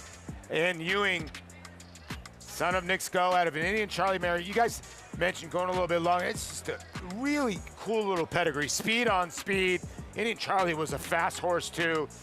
And this horse was really good today to beat Obliteration after not breaking the best. Maggie.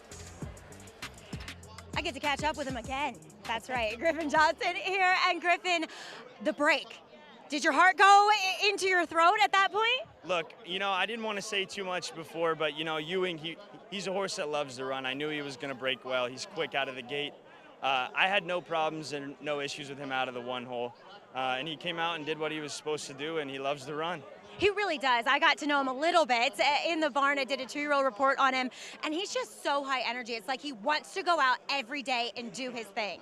Yeah, he does. He shows up every morning ready to run, and you know, not every horse gets as excited as he does, and I'm really excited to see what he does with that, and I think that we'll be hearing Ewing a lot more.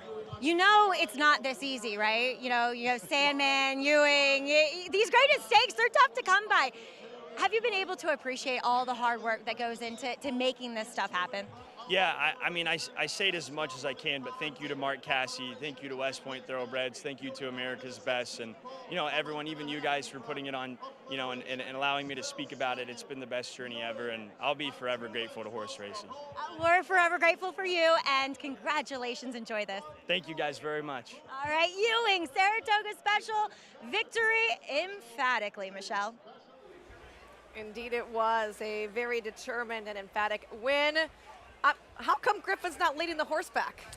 You know what? I wish after I won a baseball game, somebody just hosed me off. That'd be nice. Careful what you ask for, Polly. I feel like at some point someone might have wanted to do that. Yes, oh my God. Well, you guys get dumped with the coolers, right? Yeah, and then like now they got the Super Bowl. You can bet what's in the coolers. Yes. Green, blue, red. But if you bet on Ewing today, you got paid. All right, well, he was an inexpensive yearling, but it was a $585,000 2-year-old in training as he enters the winner's circle with his first graded stake. I look for a renewed rivalry in the hopeful now. Me too, and it really does. I just love how Griffin Johnson carries himself throughout his entire coverage of being able to bring racing not only to spread it in the audience it's already within, but being able to really show it to everyone, and he does so in a way that I really think does highlight it and something that we need for the sport. But it's really special to see horses jump up and have big runs like this in the way Ewing has been able to accomplish here. Griffin's been pretty lucky in racing. I should find a horse in my barn he can have a share of. A good luck charm for sure. We'll bring him over to California as you guys are joining us here on Whitney Day. Michelle Yu, Paula Duca, and Megan Burgess. We're going to turn the page, guys, to race number 4. No more 2-year-olds for a race or two. Okay? Sad. I know, me too. We're going to have some older horses doing some duties. Going to have 9 horses lining up here with a scratch of the 6th. Mr. Going to be going back to the turf course here. Just 5.5 furlongs is the distance. Tough group. It's really wide tough open group. Yeah, to me. I know Run Curtis Run. This is a salty group for just $115,000 optional claimer. The purse $115,000. These horses are all running pretty big numbers in here. I think Twisted Filigree is the speed of the speed in here. But Run Curtis Run for Flavian Pratt, I think will be the horse in here. And you look like a horse like an XY Speed. He's a 9-year-old, so you root for these type of horses because he can get a free Denny's Grand Slam at this point because he's a senior discount. You like to see these kind of horses because they can't run here next year as 10-year-olds. And you mentioned a senior discount. I like this horse in this Yeah, group. I know, right? Hey, no, I think he'll do well here. But as you mentioned, it's one of those that I wouldn't be too attached to a short price in this race because I believe it is wide open. And in a turf sprint, you're looking for horses to get up to the front end. And that's exactly what you're going to find on the inside with the number 1 with trainer George Weaver. So I do think that it's going to be an interesting group to handicap. And it's going to be tricky as far as kind of navigating your early pick 5 ticket. I think you want to take some cover in this race. I think Paula took plenty of cover, didn't you? I think I'm 4 or 5 deep in here. Yeah. All right, we're We're comfortable on Polly. We got a We're all blanket. in We'll on. be okay. We're going to take Yeah. a look at it on the break. We're going to step aside here. When we come back, we will talk a little bit more about the Whitney. That's Whitney winner, Breeders' Cup Classic winner, White Abario, who's looking to join the list of multiple winners. All you got to do is feed him peppermints.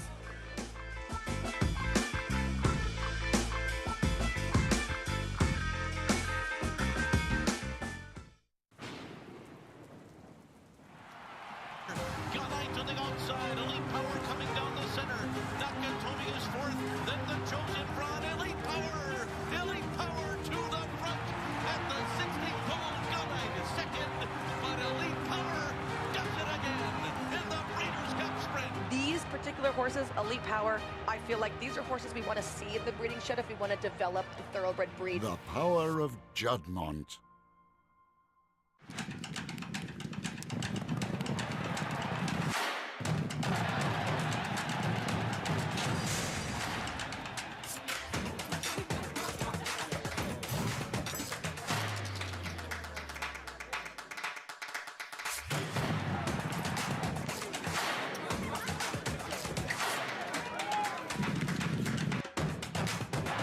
This is my Oakland.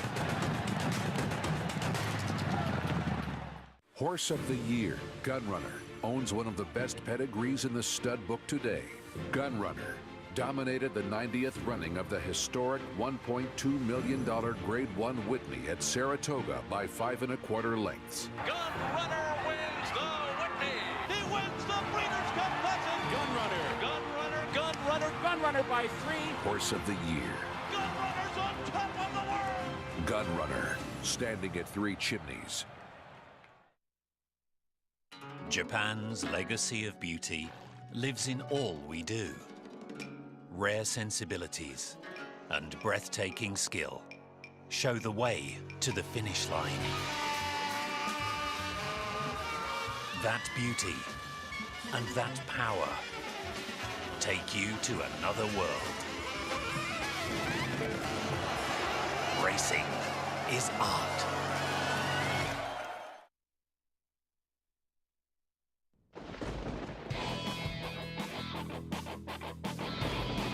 He's a horse that can nip you, White Abario, and he nips you where you almost want to call him a jerk. He pisses you off. And look, of course he can do what he wants. He's so accomplished, and we're blessed to have a horse like him. He's already proven how good he was. He was good at 2. He won a Grade 1 at 3. He won a couple Grade 1s at 4, and he's won a Grade 1 at 6. I mean, he's coming into the Whitney, coming off the Met Mall where it was a little disappointing result, but he's won the Whitney already, and we feel like he could fire his best shot. He's as good as any horse in there. Skippy, he'll bite you, where Abario will nip you, he'll bite you actually to take a little piece out. And he'll kick you sometimes if you mess with him too. On race day, he pumps himself up. He walks like he owns the place. I think they've run like maybe 3, 4, 5 times together. Abario most of the time beats him. He's accomplished more than him, but Skippy is capable on the right day if he fires his best shot to win a Grade 1. It's like having 2 kids. White Abario and Skippy, they're obviously the most accomplished older horses in our barn, and we love both of them equally.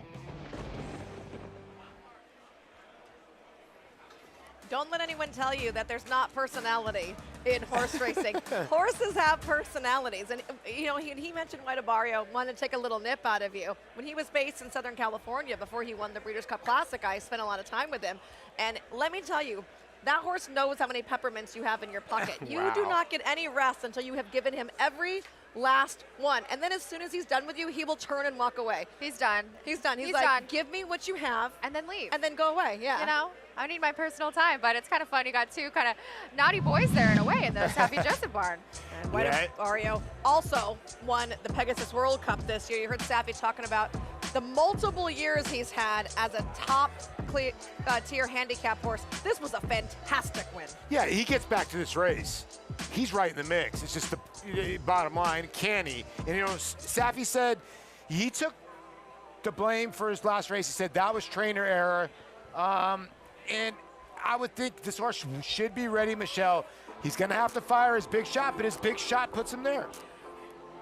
It does, and it's one of those races where the problem that I kind of have with this horse is he loves Gulfstream Park and he does really well there. And while he obviously sports a dominant win here, it was against a group that I feel is of lesser quality than the one lined up here this year. He's going to have to bring his best. And as Paul had mentioned it, when he brings his A game, he's going to be extremely tough.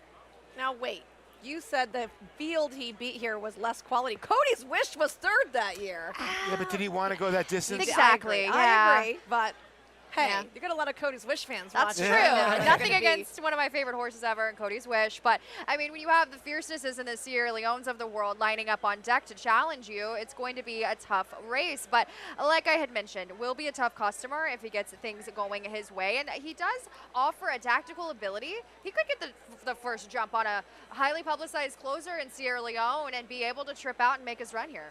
If he makes his run here, he will join the list of multiple winners of the Whitney that do include Commentator in 2005 and 2008, Kelso in 63, 65, and 68, and Discovery 1934 to 1936. Very interesting that all of these multiple winners of the Whitney, it wasn't back-to-back years, guys, except for Discovery.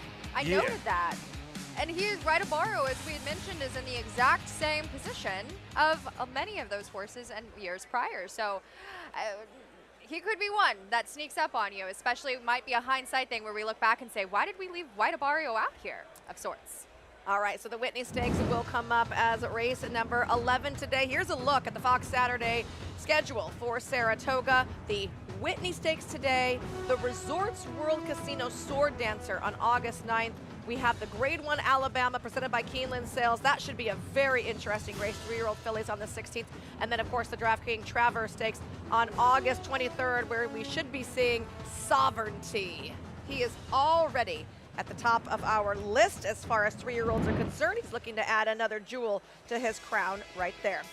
Back to live racing, though. Race number 4 is up next. Horses are in the paddock now. We've kind of talked about the one Twisted Filigree being the inside speed in this race, guys. Who else do you like in here? Well, I think the 3 bonus move is a horse that's a good price at 7-1. Went back to sprinting last time, did show some speed. I don't know if that horse really wants to go to the front. I think that horse wants to drop back. So I think getting a target will help bonus move at 7-1. I think he's a player in there. And I think the 10 is the other player in here. Final Verdict with Eddie Barker and Jose Ortiz. All right, Run Curtis Run is your current favorite at 5-2. Want to welcome in a newest member of the team, Acacia Clement. She's standing by with more info. Hi, Acacia. Hey, Michelle. Good to at least hear you. I haven't actually gotten to see you in person yet this weekend. But as far as this field is concerned, it's a fun one. And as Paul mentioned, there are several intriguing runners in here. We'll start off with the 5 Run Curtis Run, who does come out of a New York bred stakes try for Mike Maker last time out in the Ashley T. Cole. Now, Senbei wired the field that day, and Run Curtis Run was off a little bit slow last early. I think the race dynamics just totally against him in there, though he did run on a little bit to be third, though in a compact field. He is a horse that used to be able, at least, to be a little bit more forward. Lately, he's been coming from a bit further off of it. So I do wonder what kind of tactics we're going to see from him today. He is a horse that always is a good doer, always very aesthetically pleasing in the paddock, and that's very much the case with him again in here now as a 6-year-old who has been very consistent. But my big question is, can he get out of the gate and put himself into the race a little bit more? Now, the one Twisted Filigree, he did get right to the front end last time out, and there was a little bit of suspect pace in that race as to who was potentially going to get to the lead.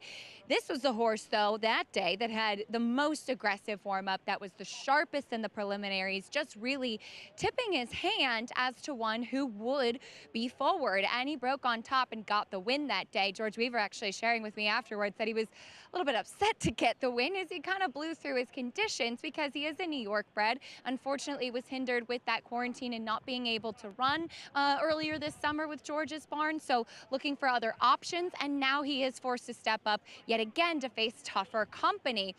I will say he's far more subdued today. He also looks a little bit more drawn up today than he did last time out. I wonder if that tough race off of the layoff maybe took a little bit of the starch out of him. I'll watch him warming up, though, out on the track. The number 2, XY Speed, comes up from Gulfstream Park. This is a horse that actually used to race on the Naira circuit when Mike Baker had him. Rick Schosberg had him for a long time. He's been in Michael Lerman's barn for quite a while now, though, and he's been in good form. He has shown to be a little bit of that 5-furlong turf specialist down in Florida, and I know it's only 5 to 5.5, but it is a different ball game. However, as I said, in the past, he's been able to run these distances up in New York, and he's not built necessarily like a horse that would prefer 5 furlongs. He's a big, brawny type, and he's been on his toes in here. He's actually making a great impression and stacks up favorably with his competition today as Irad Ortiz gets a leg up. Michelle? Thanks so much to Acacia for a nice paddock report there. As horses get the riders up, making their way out to the racetrack, we're going to have a quick break here.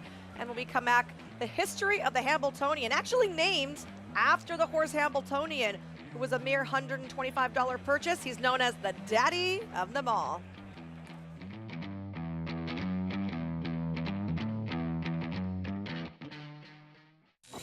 You bet with Naira Bets. Bet any track, anywhere, anytime. Download the Naira Bets app to play today and get a $200 deposit bonus. Watch live horse racing. Get expert picks. Boost your bankroll with weekly promotions and hone your handicapping skills with exclusive tips and tutorials. Download the Naira Bets app now. Sign up now to claim your $200 deposit match bonus. You bet with Naira Bets.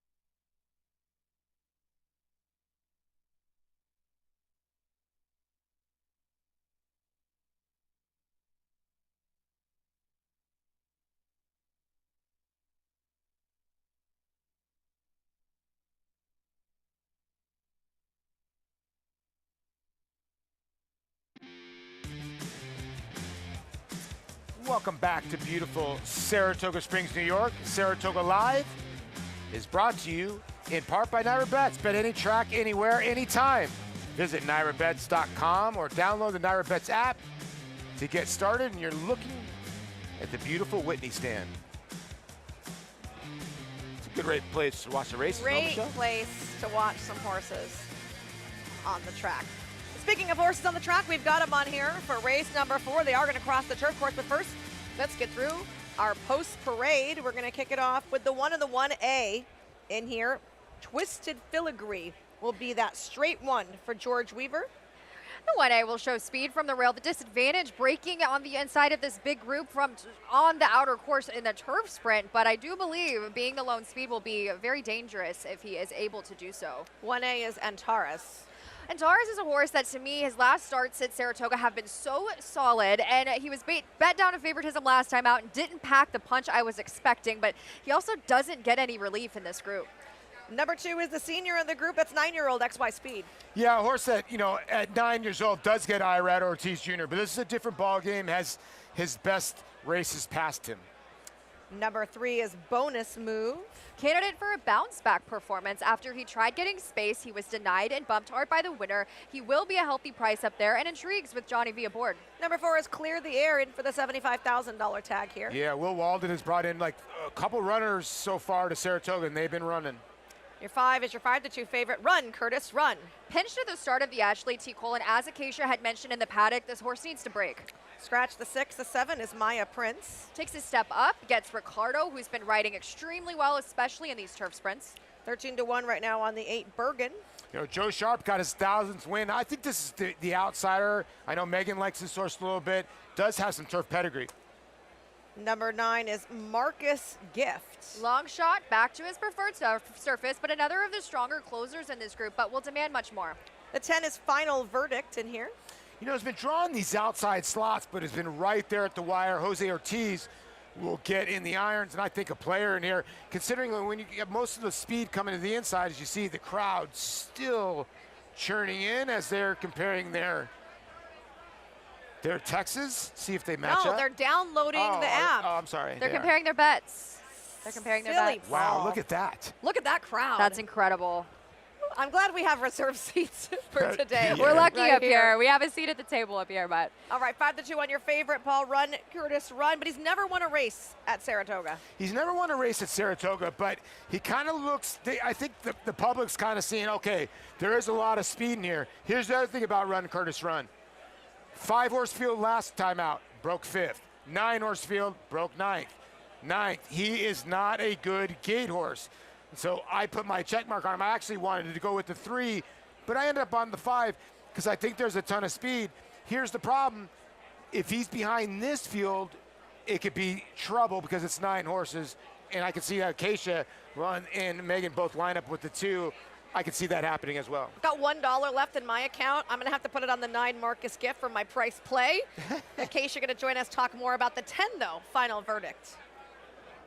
Yeah, and he is a horse that is coming out of a common race, as we saw him face Twisted Filigree last time out. This is a horse that's always pretty sharp in the preliminaries and has been again today. He was kind of snorting going out, and Jose Ortiz opting to keep him with the pony. He was out last in the post parade anyway, but he is typically a horse that will come out behind the rest of the field. So today his post position doing that for him, but he is a horse that often is kind of breathing fire. My big concern with him is that he's run a couple of very strong races, both last time and 3 back, without being able to quite get there. He also gets very high-headed in the stretch, and they wear that, they have that shadow roll on him, piece of fleece over the nose fan. He's worn that for a while.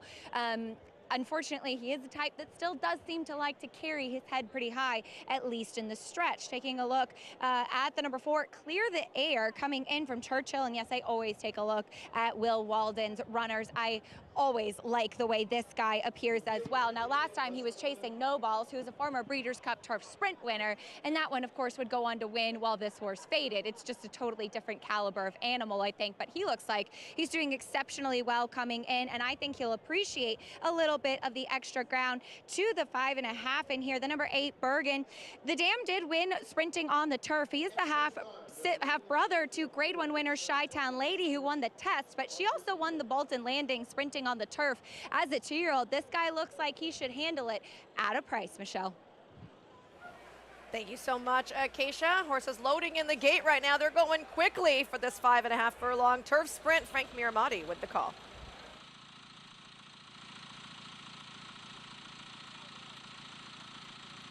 Last few runners left to load.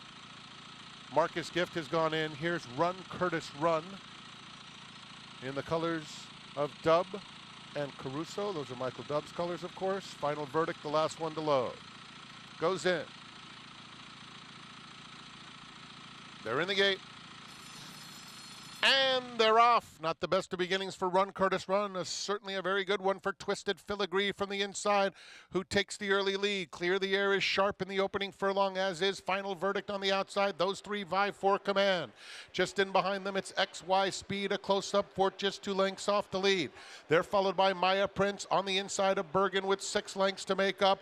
Then comes Bonus Move, and Terry's is next through an opening quarter that went in 21 4/5 seconds. Run Curtis Run is close to 14 lengths off the pace and 2 in front of Marcus Gift. They're coming toward the quarter pole. Clear the Air in between horses. At the rail, Twisted Filigree has asked for a little bit more to keep pace. These two have been battling since the gate opened, and they come to the 8th pole head and head with several coming on the outside. XY Speed is angling into. Here's Run Curtis Run, and Run Curtis Run erupting along the hedge has come from well out of it to prove much the best. Another for Flavien Prat. Run Curtis Run. Bergen was second. Final Verdict in a battle for third with Bonus Move. Well, on the set, you heard a lot of Polly saying, no, no, no, where's Run Curtis Run? Well, there he is, Polly, way in front. Actually, didn't have the best of breaks here. If you take a look at the number 5 horse, he's your eventual winner. He's gonna hop out of the gate. So you see, instead of using any kind of forward momentum, he leaps up in the air, which puts him at a disadvantage on the break. But it didn't mean anything come into the race because he came flying late. Yeah, you know, Flavien Prat just let him settle. They went fast on the front end. And to get left like that, which he usually does, like I said, and to just beat these horses by 4 or 5 lengths, very impressive. But you guys were mentioning, why is everybody off the rail? Flavien Prat says, I'll just take that spot right there, Michelle. Oh, exactly, and he's a horse that it's one of it. When you see a horse win by that margin in a turf sprint, you always have to think to yourself, wow, that's impressive. It's very tough to do at this particular distance, especially for a horse that broke the way he did. This was an exclamation point on a horse that we knew was going to be tough in this race. Good call on the 8, though. I know you like the 8 a little bit. Megan for the turf first time. And that horse ran a good race, just you ran into a buzzsaw with Run Curtis Run. Yeah, the buzzsaw is the correct word. I mean, this horse saw daylight, and he said, yes, please. Yeah, right? What a run. And then never stops. Definitely not a horse that gets to the front and pulls himself up. Once he got in front, his heart got huge, and he said, goodbye, guys. Yeah, the gate has always been his issue. And sometimes you'll look at a full field, and you get worried a little bit how far he's going to be back. But what ends up happening in a full field, he gets a pace to run into. Exactly right, but nice of Bergen to also be able to jump up and have a run there. Bonus Move running into even more trouble, but all the credit goes to Run Curtis Run. Acacia standing by with Michael Dubb. Winning owner, winning co-owner here with Run Curtis Run, and boy did he run at the stretch with another slow break, but what a finish. Yeah, he's a special horse. We've had him 5 years since we bought him as a yearling. He's actually named after Curtis Sliwa, who wanted to run for mayor, and I said, run. Well, his namesake is doing quite well. What a finish with Flavien Prat in the irons. Has to be exciting with a win like that. Yeah, he's just a hard-hitting horse. He tries every time, and Flavien gave him an absolutely amazing ride. Saved ground and split horses, and he was much the best, so we're ecstatic. Not done yet, though. Of course, you'll be running Spirit of St. Louis later in the 4-star day of a Grade 1. He's been a very cool New York bred who has been effective at the highest levels. Well, it's the 4-star Dave. It's a challenging race. As we all know in turf racing, you need a little bit of luck and a very good horse. So hopefully, I know I have a good horse. Hopefully, we'll have a little bit of luck. Well, thanks for the time. Congratulations on the nice win here. Thank you. Michelle? Thank you so much, Acacia, as well as Michael. Love the fact they've had this horse so long. And Polly, it's like he was listening. Now you know why his name is Run Curtis Run. That's a great thing. Say it, Run for Mayor. Michael Dubb. Really inspirational in the Anna House. He does a lot of different stuff for the backstretch workers as well. And it's always good to see Michael get in the winner's circle. Yeah, him and Michael Cruz, they've had this horse for a while, and now a 6-year-old son of Summerfront got about $500,000 in his bank. Love it. Did it the hard way. That's his 5th lifetime win of 27 lifetime outs, returning $750 there.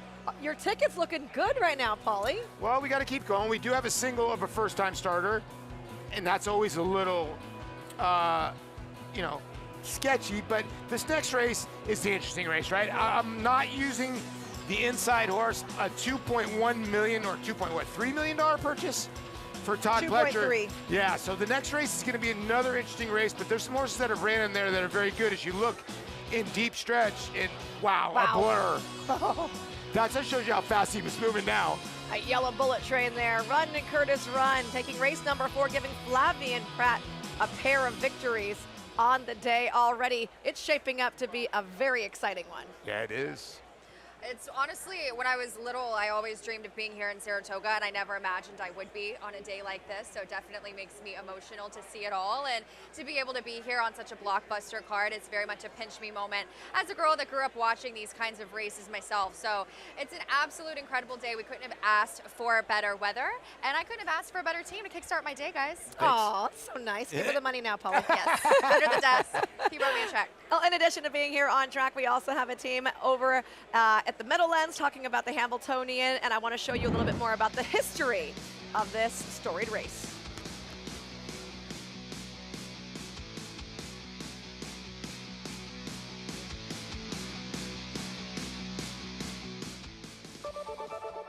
You know, the Hamiltonian is so important to harness racing because it's worldwide known. It's the dream race for everybody to win. You just don't realize what it feels like to win it until you actually do. The Hamiltonian is so special because of the history of it. It's a race that everybody points for. It's the greatest trotting classic in all the world. Harness racing is really big in Europe, in France, Italy, Sweden, Norway, Denmark. So, you know, all those viewers tune in to watch it, especially since it's raced during the day. So that works for, you know, the time difference with Europe. The 100th Hamiltonian is so significant because it's our most recognizable race. It was started as a way to increase breeding and interest in the sport with a purse that was unheard of at that time. I think $73,000 was the first purse in 1926. And it just grew in stature, in prominence, and it's recognizable worldwide. Yannick Gingras and Nancy Tactor. He's king of the Hamiltonian. One of the things that makes the Hamiltonian so special is a horse has one chance in their life to be a Hamiltonian champion. You're only a 3-year-old once, so if you're not good that day, you miss your shot. Whereas, you know, with a Breeders' Crown or something like that, you can come back in, you know, in the next couple of years and finally get yourself that title. It's a $1 million race. It's the top 3-year-old trotters in all of the world that come right here to East Rutherford, New Jersey. Tradition means a lot to me, and to be able to have a race for 100 years, think about that, 100 years, and have history dating clear back to it is pretty amazing. I just think that, you know, you have that one shot to do it, the whole world's watching, and I don't know, it's just a really special, unique race. Love to learn more about a sport that's adjacent to the sport that I love, the Hamiltonian. Again, named for that super famous horse, Hamiltonian, the daddy of them all, they call him. And this should be a really great edition of it, guys, with Super Chapter, who's won his last 5 in a row, losing his driver to number 4, Maryland, who's run second 4 times in a row this year. Their trainer, Marcus Mealander, saddles, well, I don't know, do you call it saddles? Yeah. Bikes up. Or saddles, Bikes yeah. up 4 Tacks up. in this race of 10 of horses that'll have to go. Anyway, listen, when the drivers, if you're not familiar with the drivers, you're looking at Yannick Gingras and Dexter Dunn. That's Irad and Jose, and you got Timmy Tetrick over there and Scott Zeron. So if you're looking at those 2 riders right there, Dexter Dunn from down under, Yannick Gingras, Dexter went off the 2 to the 4. Those 2 guys are kind of like Irad, Jose, and Flavian. They're the 2 best drivers in the world. Well, Yannick did win the Hambo last year, Yes. so that's a positive. Dexter Dunn said this decision was torturous for him to make because the trainer gave him the call. You pick. You get to pick who you want to go to. It's gotta be a But tough Maryland call, won $1.2 million last year, so even though he hasn't won this year, you know, he's coming off a really great 2-year-old year. But Super Chapter's really bred to be a champion. He's by champion in Chapter 7. He's out of a Hamiltonian Oaks winner. I mean, he's got the pedigree for it. Look at you. You could just go, you Yeah. could be an analyst for both look, the my trotting page is side of blank things too. as well That was as all the from red my side brain. of things, for sure. Maryland's it'd be like a horse that the richest 2-year-old ever, and now 0 for 4 as a 3-year-old, and you wonder why Dexter Dunn is going to that horse. Sometimes you don't want to question the driver. Dexter is so good, and it seems like everybody's caught up to Maryland. We'll see what happens today. Speaking of so good, let's take a look at Polly's bankroll, shall we? Polly? I got to play in the 8th race. I like the 4-star Dave. I think that race is a tremendous race, and I like Neat on the outside. I'm going to put 100 to win on the 10 for Rob Altris. That horse loves Saratoga, and if you look at his last race, he was actually going to run up the inside, and the horse absolutely just kind of got rank on him, went outside, and he had to go outside of that horse, and he got body slammed. And I get it, a lot of people are against the horses in the Kelso. I just think that horse thrives up here for Rob Altris, and I know I'm going to get a monster price on a horse that I think is going to run big. All right, so that's going to be coming up later today. We still have stakes action on tap. In fact, we have 4 graded stakes coming up on this card still. Let's take a look at what we have in store for you. The 4-star Dave featuring Johannes. We've got the Grade 1 Saratoga Derby, the Grade 1 Test, which is a very interesting race on paper. And then, of course, the Grade 1 Whitney coverage on Fox Sports, 3 p.m. to 6 p.m. Eastern Time. Guys, we talked a lot about the Whitney. Besides the Whitney, Paulie, what's the race you're most looking forward to? The 4-star Dave, what I just mentioned. I just think it's such a wide open field. I think so many horses can win that race. Can Deterministic come back and win? I think Laganos has even got a shot. Like I said, I like Neat on the outside. I think it's the most wide open betting race. Spirit of St. Louis, can he get back to where he was? You saw Johannes. He is so talented, but he's been off for so long. Can he take on this challenge? There's just so many things to go, and Think Bid was good last time. I think it's just going to be a tremendous rendition of the 4-star Dave. And it's one of those races where it's a wide open field. You have, of course, an elite turf horse, and Johannes that's coming off of the layoff there. And listen, when you see a West Coast trainer like Tim Yakteen taking a chance to ship all the way to the East Coast, do so in Grade 1 company, and a race that turned out extremely tough here in the 4-star Dave, that's always a positive signal. But I like to think Big has really thought big and reimagined himself, stretching out, which is extremely hard to do. His acceleration has carried him to the mile distance, and it'll be interesting to see if he can do so again here in this race today. Look, Tim Yakteen traveled on his birthday, didn't spend it at home with his family to come out here with Johannes, right? And Johannes won the Eddie Reed last year. He bypassed that race for this event, so it's very interesting. Megan, I know you have a different race, though, that you're looking forward to. I do. The Grade 1 Test is always my favorite race, one of them of the year, and last year it really gave Ways and Means a springboard to show us just how talented she was, and she continues to be. But the field this year, in my books, is pretty wide open, but Echo Sound has established herself as a dominant force of this division. She only has 1 lone loss that came in November of last year at Churchill. She took some time off and came back rearing to go with a triple-digit Buyer speed figure earned last time out. But I also think the number 1 Ragtime for trainer Bill Mott has been ultra impressive here at Saratoga. She takes a steep uptick in class, but in terms of her overall figures, I think she compares, and she will be dangerous there along the rail at the 7 furlongs here in an epic Grade 1 Test. Well, my rough travel day, I accompanied the owners of Artismus, so that is my hunch play of the weekend. Whitney picks, guys. Let's go. Lay them out. Here we go. I'm going with my heart horse in a way. The number 10 Post Time. I know Sierra Leone has been my heart horse for quite some time, but Post Time to me is a hard-knocking Maryland bred for incredible connections, and I'm looking for him to get a bit of a better trip. He has the pace in order to do so here in this race. I'm excited for him. Paul, how about you?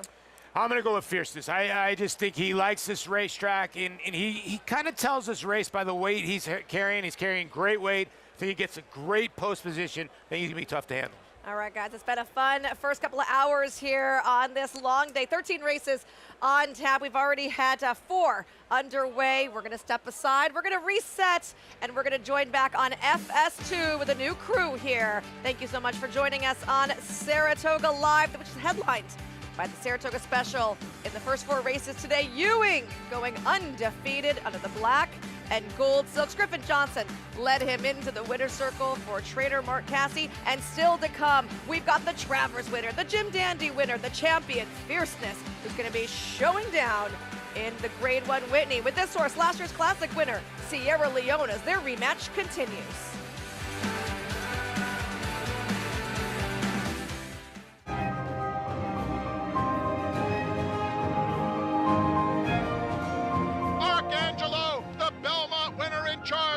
Grade 1 Whitney to Arthur's Ride.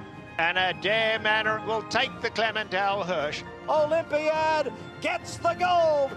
It is Timberlake who's going to win. Tap it twice. Tap it twice. Sierra Leone in the Breeders' Cup Classic. Fox Saratoga Saturday, multiple Grade 1 winner Fierceness and Breeders' Cup Classic winner Sierra Leone face off again.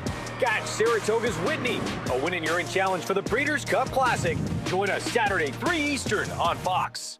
RaceLens is the most in-depth product in horse racing, with unique features found nowhere else. True odds, predictive analysis, and pace projection. RaceLens. It will change the way you follow horse racing and take your game to the next level.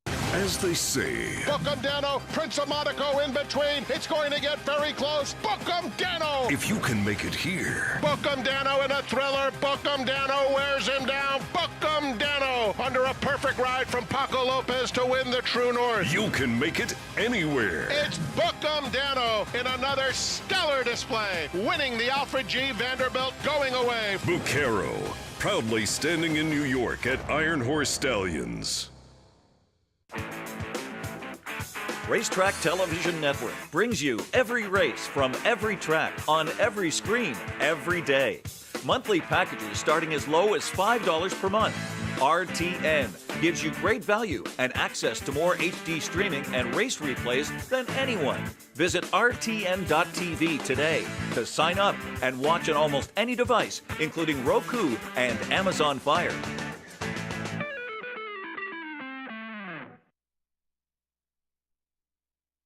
And they're off at Saratoga.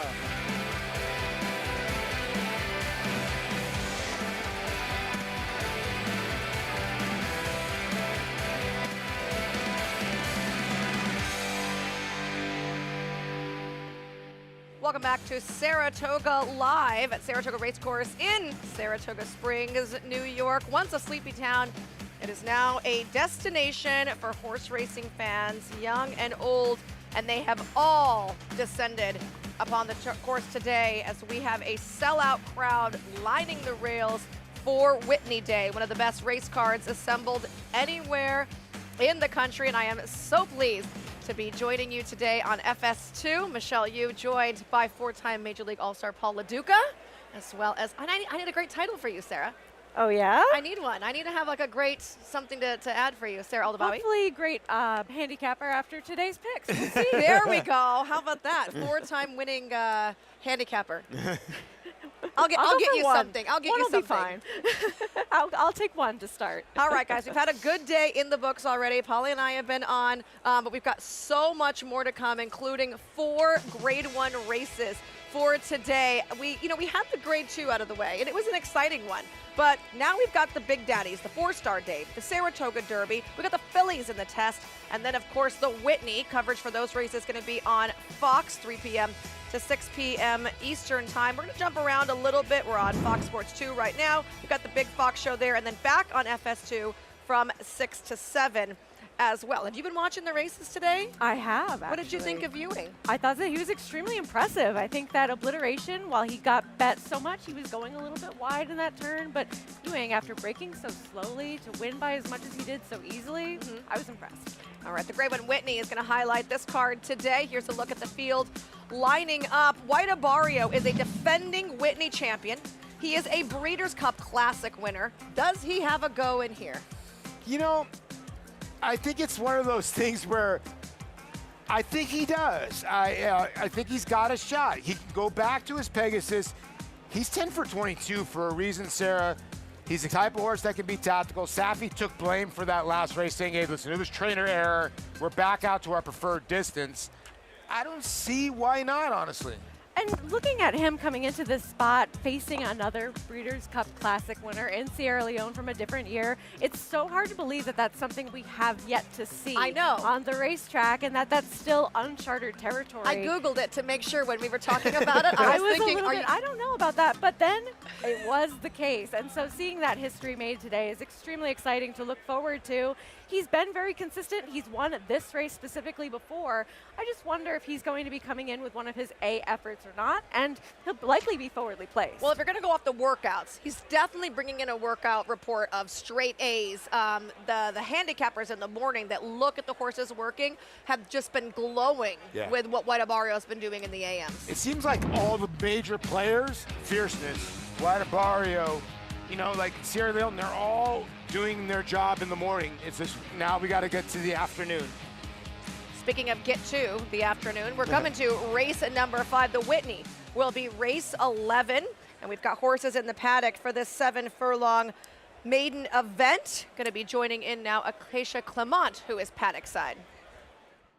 And Todd Pletcher does send out 2 in here, Michelle. We'll start with the one with experience that is taking more of the money now, much more, in fact, and that is Endorse, who was your favorite last time when, unfortunately, she had a serious stumble at the start and unseated her rider, Irad Ortiz. She ran very well on debut when she broke sharply, was part of the pace, and just got run down by Ragtime, who's going to be a major player in the test later on, and then they tried to stretch her out to the mile in 1/8, as mentioned, unfortunately unseating the rider there. It did seem that it was almost kind of a chain reaction. There were a couple of horses next to her who were rushing the gate and acting up, and then she stumbled to her knees. Now they will cut her back in distance when hopefully she has an easier start of it in here. There's a lot of length to her frame. I can see why thinking that she would handle more distance, and she is very laid back here in the paddock as well. My first time being in the paddock for one of her races, but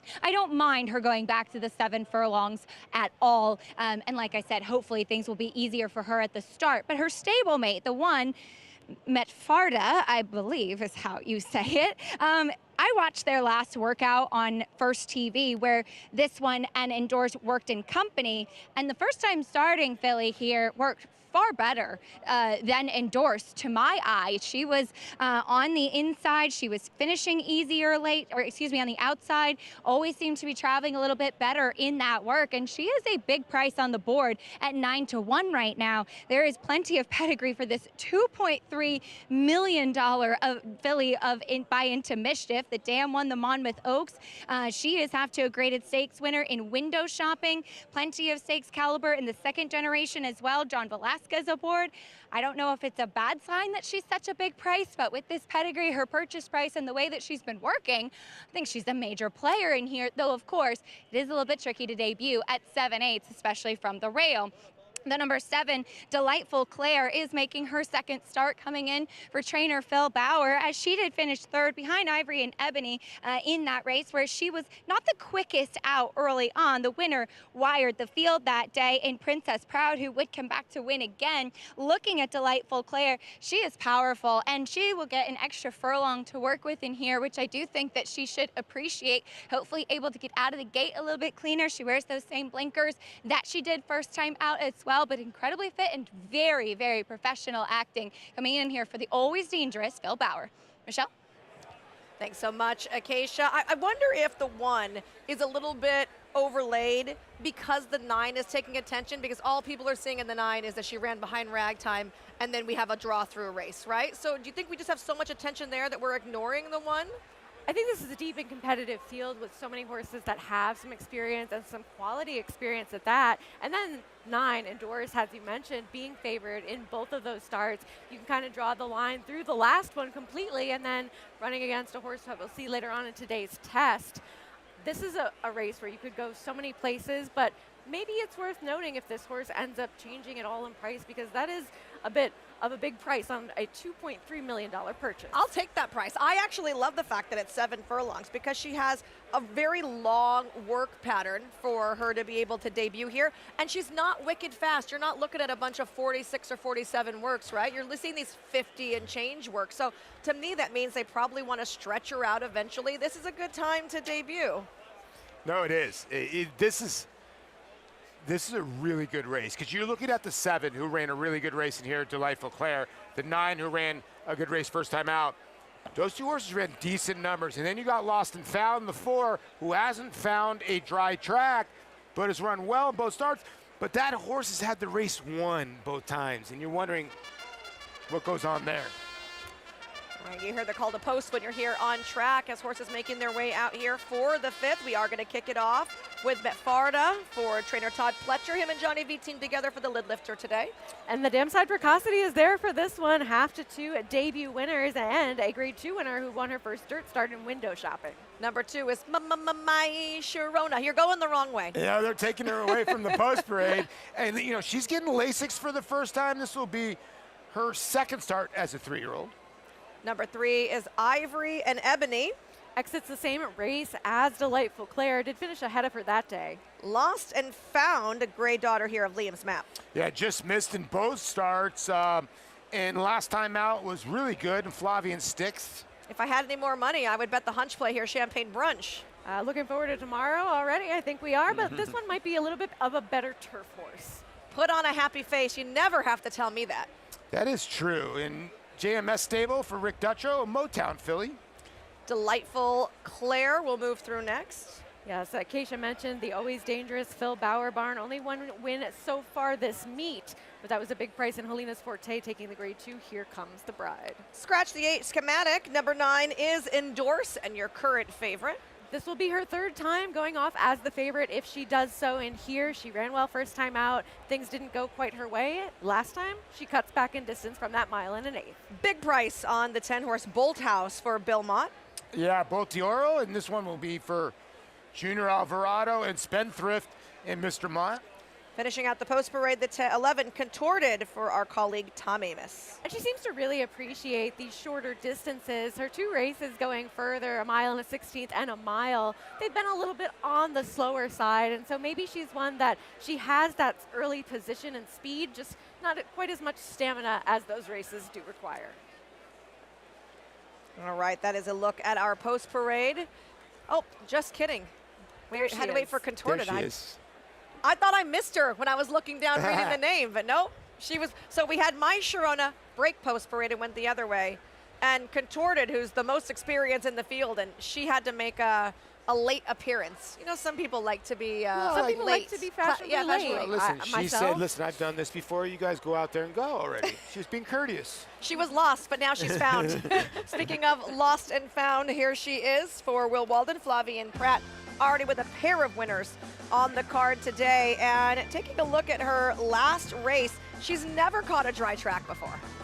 No, I mean, go ahead, Polly. No, go ahead. I was going to say she's one that she has those 2 races that are quick and in terms of the buyer speed figures that she earned. But if you look at the race that she comes out of, Spun Candy is the winner of that race. And that 88 buyer speed figure for her, it was a big improvement off of her other 5 starts. And the horse that runs 3rd in here ends up having a race that's like her debut, a 64 buyer speed figure in her start after this one. So, and again, an outlier for that last race. I just want to see it at a short price over a fast main track. Love her on the warm-up here, though. She looks really good, doesn't she, from a physical standpoint? She does. You know, the thing you could take out of those races, she was 6 lengths clear of the 3rd place finisher. She does have some speed. I think Spun Candy is an okay type of horse. So, you know, the 2 will show you the pain of My Sharona with Ray Handel, as some frat boys were singing it right behind us. Yeah, they were. Surprised they even knew the song, maybe really. They don't even know who sings it. But Kendrick Carmouche will get aboard. Rajiv Maravs was aboard, or Romero, excuse me. First time Lasix. Give this horse a look. Definitely. I mean, I think the right move for Ray Handel to run this horse in the Busanda last time out, and she's had some time away since then, but coming in with races that are longer, that were competitive, where she ran 2nd in each of them and having some early position in those races as well, I think that's going to do her some favors in here. And first time Lasix for Ray Handel on dirt in maiden races. He's 22%, 48% in the money with a $2.83 ROI past 5 years. Don't even mind her coming off the layoff because she ran really well in her debut also. I'm with, I kind of with Sarah. I think this horse got big shot for Ray Handel. And Ray, you know, not that high profile, so a lot of people go to other people in here. I think the 2's got a big shot in here. Speaking of the 2, Acacia has more information. Yeah, My Sharona, as you guys mentioned, breaking post parade, she is a very high energy type. The number 11 Contorted was just walking very slowly. That's the late arrival to the track. No issues with her there. But My Sharona, a type that has always gotten very wound up in the preliminaries, and that's been the case again as she comes back as a 3-year-old filly. I haven't seen her since the beginning of her career, when I'd always thought that longer would in fact be better for her, because she's so tall and leggy and so long, but I think because of her demeanor, because she acts so sharp and so energetic in the preliminaries, that maybe shorter actually will suit her better. She does look incredibly fit coming back off the bench as she cuts back. Today, the number 4, Lost and Found, I'm with you guys. I thought that she made a lovely physical impression as she is second off the bench. She was not quickest out of the gate last time out too, and running that big figure. She kind of got jostled around before then running to the lead and getting run down. So kind of running in stops and starts a bit, which is not the easiest thing to do for an inexperienced horse. And I thought she still made a very strong account of herself, even still. A little bit more subdued out on the track, but she's been ultra professional, very well turned out for Will Walden. The number 3, Ivory and Ebony, comes out of the same race as Delightful Claire. She did finish second that day as she's a little bit more experienced. She was off slowly last time too. It's interesting looking at her. Obviously, she is moving barns in here today, but she did run in a shadow roll last time, and they've taken that off today as she moves into the Dale Romans barn.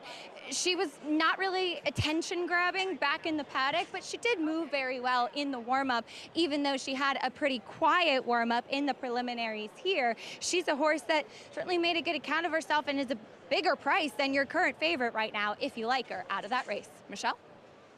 Excellent note there by Acacia about that horse taking off the shadow roll here, because you can see she's a little high-headed. Even after the outrider got a hold of her, she's keeping her nose really high in the air. And part of the function of the shadow roll is actually to have the horse put their head down, because as you put a shadow roll on, they can't see the ground in front of them, and they think they could walk off a cliff or something. So they put their head down to be able to see in front of them without using an external tool like on the reins or whatever. So the fact that she doesn't have that and she has her head so high, I just think that's an excellent note by Acacia. Well, why would you make that adjustment to take that off? What would be the counteractive? Maybe Dale doesn't, maybe he didn't know she actually needed it, because some people wear them just because, like Baffert puts the blue ones on just because, right? Simon Callahan runs his in white ones just because they like the way it looks, or Baffert did it because he couldn't see where his horses were in a race. Now we know where they are in the front, but at the time. So maybe he didn't know that she actually needed the shadow roll as to be effective.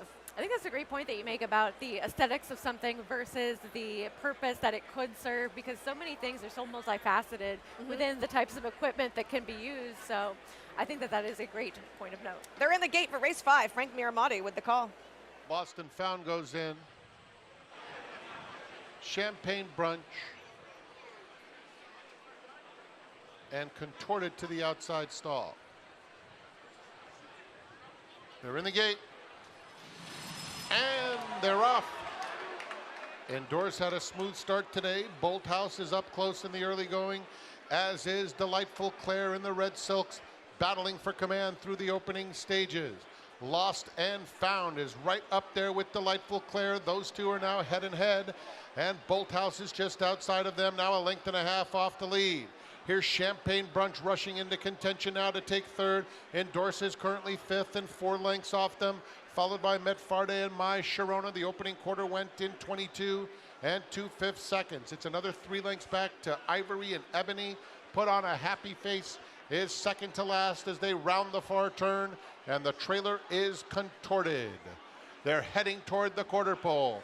Lost and Found, Delightful Claire going at it. Here's Endorse moving into third now. Metfarde is just behind her. Champagne Brunch along the inside. Delightful Claire takes command at the quarter pole and turns for home. Opening up on Lost and Found. It's suddenly a 3-length lead. Metfarde Whiteface on the inside of Endorse. They're in mid-stretch, and Delightful Claire is home free, pouring it on through the stretch. 7, 8, 9 lengths for Delightful Claire. She's all alone. Metfarde completes the exacta. Ivory and Ebony from well back to get third. Lost and Found was fourth. That was a dominating performance there from Delightful Claire, who did end up going off as your favorite. Wow, that was a good important, she ran good first time out, but this daughter of 1,000 words just left a lot to be desired. She crushes field. And how about that last work? 51 breezing. That was just a jogger on the racetrack to let her roll today. I love the slower work Yeah, after I'm with everything you. is all set up for them to succeed in their next start. And this one certainly seemed well in hand when finishing up this race by open lanes. And the money first time out, always so meaningful for a horse to go off as favorite first time. She goes off favorite again in here, but not quite the same short price, and certainly has the pedigree to be a good one, being the half to Crazy Mason. There she is coming off the turn in front. You see Joel Rosario. Just give her a couple of taps, throw some crosses. But once she opens up by about 5, I'd say, he does wrap up on her. It's a pretty fast time. 109 and 109. change, They went 44 122. for the half. Woo. So, I mean, that's going to be pretty comparable to the, comparable to the test time. I would be wondering, but Delightful Claire, dominant. Wow. And we have Acacia standing by with her conditioner. With a very impressive win from Delightful Claire. Phil, do you look at that and say, man, I kind of wish she was running in the test a little bit later? You know, it seems we were fortunate enough last year to turn 2 sharp loose this weekend, so it's fun to see them run like that. You know, our first race, she was still green, and we had a full cup blinker on her, and I think it just was too much for her, so we cut them back and put some holes in there, and she's done everything right since. So good gate drill here, very similar to the same course we took last year. So came in here with confidence, but the group was very tough, so really excited. You know, I think this stamps her as a real racehorse. So, you know, when you have those in your barn, you can sleep a little easier at night. So hopefully she eats up and sound tomorrow. So we'll see.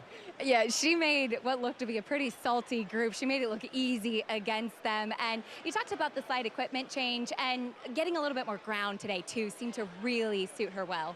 Yeah, she's got natural pace, and then when Joel was pressing the issue going to the quarter pole, you felt pretty confident that he was confident too. So just, you know, it's a special place to win a race, and glad the whole team's here today, and we'll enjoy this one. Enjoy it for sure, and a big day. But quickly, any thoughts about what might be next? Some stakes try for her? You know, the Prioress is sitting out there, but it's a cut back. So we've always thought this filly could get more ground and handle 2 turns. So we'll see. Is Philly the most handsome trainer of all time? That's what I want to know. Oh, I'm married to a trainer, so I'm a little bit biased on that one. But well done, Phil. Congratulations. Thank you. Thank you. Michelle? Well, that wasn't nice trying to put you on the spot there, was it? Paul, who's the most handsome trainer? You're not married to one. The most handsome, I'll tell you the most handsome jockey. Okay. Flavian. Oh, I like that. He's got the salt and pepper down. Most handsome trainer. Tom Amis is not listening. Best dressed, Ray Handel. But I'm not going to give Ray best looking because that will go to his head. That's true. He already knows he's the best dressed, Yes. so that's fair. Oh, Delightful Claire was just that in her maiden breaking victory. Interesting to see where she goes next. Maybe we'll see a little bit of distance in her future. When we come back, we'll have some prizes for you. Want to remind you, we also have the Hamiltonian come up. That's Harness Racing's Kentucky Derby. It's 3-year-olds on tap. They're going to be trotting a mile. Your favorite in that race will be the 2 Super Chapter.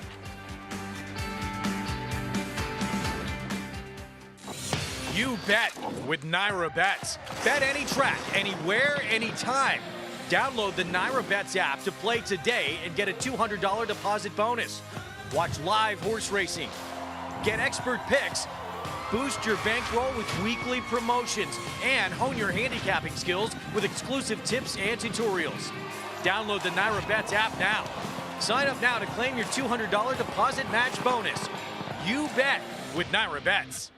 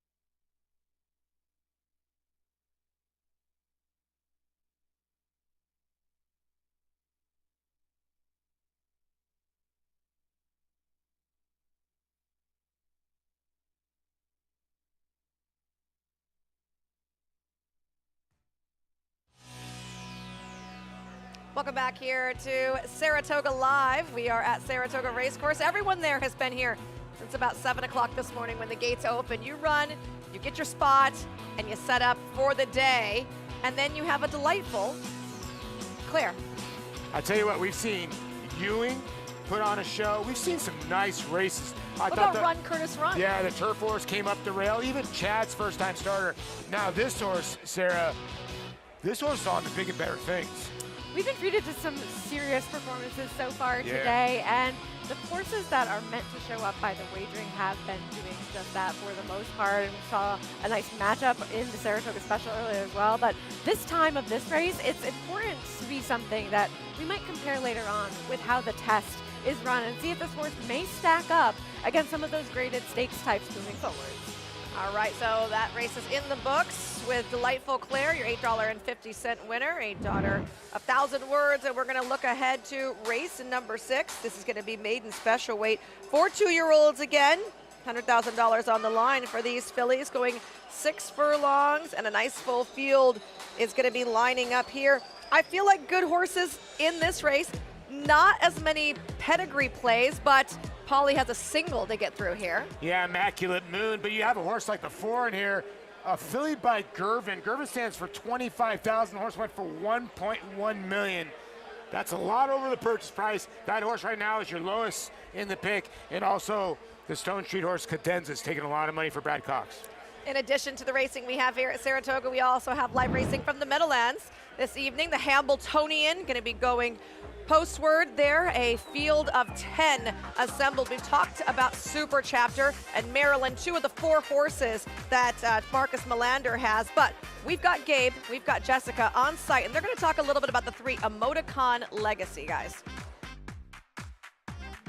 A very competitive field of 10 heading into that 100th Hamiltonian. Gabe, plenty of storylines throughout those 10 horses and humans as well. And one that we're going to talk about now, Emoticon Legacy. Luke Blay and Determination, the trainer and owner on this guy, you know, they already have a Hamiltonian under their belt. Yeah, 2019 actually Forbidden Trade upset Green Shoe that year, Jess. We all remember that. That one came in flying a little bit more under the radar. Emoticon Legacy, 4 for 4 heading into this event today.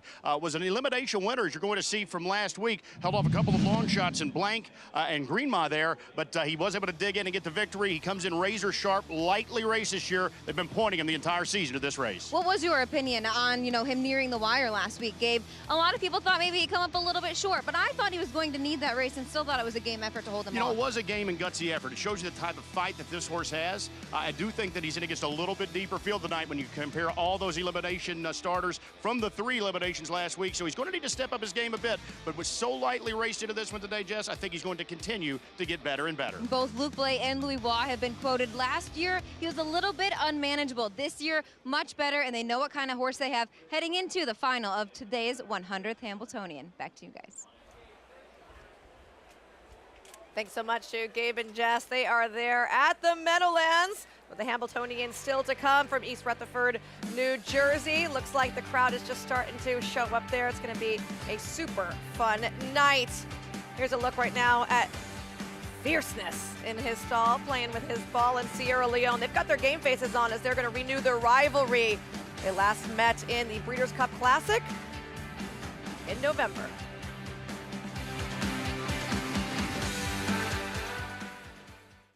Champions are made on the racetrack, but many of them are born, raised, and developed at farms right here in New Jersey. New Jersey is home to nearly 100,000 acres devoted to the horse industry, and harness racing's breeding and training facilities play a vital role in protecting open space and supporting agriculture throughout the Garden State. And with the state's ongoing recognition of the importance and value of the standardbred industry, New Jersey will remain a place where champions are made. To learn more, visit sboanj.com. Purple Haze Standardbred Adoption Program in Oxford, New York was created in 2018 by Wanda Palacini to provide training to transition for finding homes and new careers for horses. Horses are started with groundwork and then ridden in an arena before moving on. Horses at Purple Haze are then evaluated and adopted out based on abilities and temperament. If you have a horse that you care about, or if you are looking for a great pleasure horse, contact Purple Haze Standardbred Adoption Program at 518-669-2715.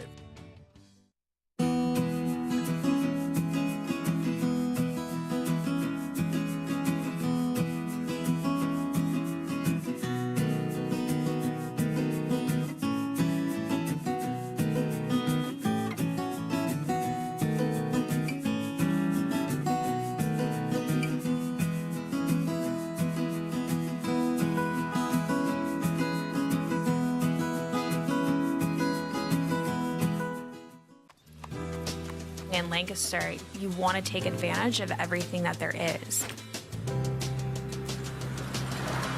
It feels wholesome. I think it's that small town vibe with a bigger city feel. You can drive 5 miles and then it's just open fields. That's why we go out. It's an experience.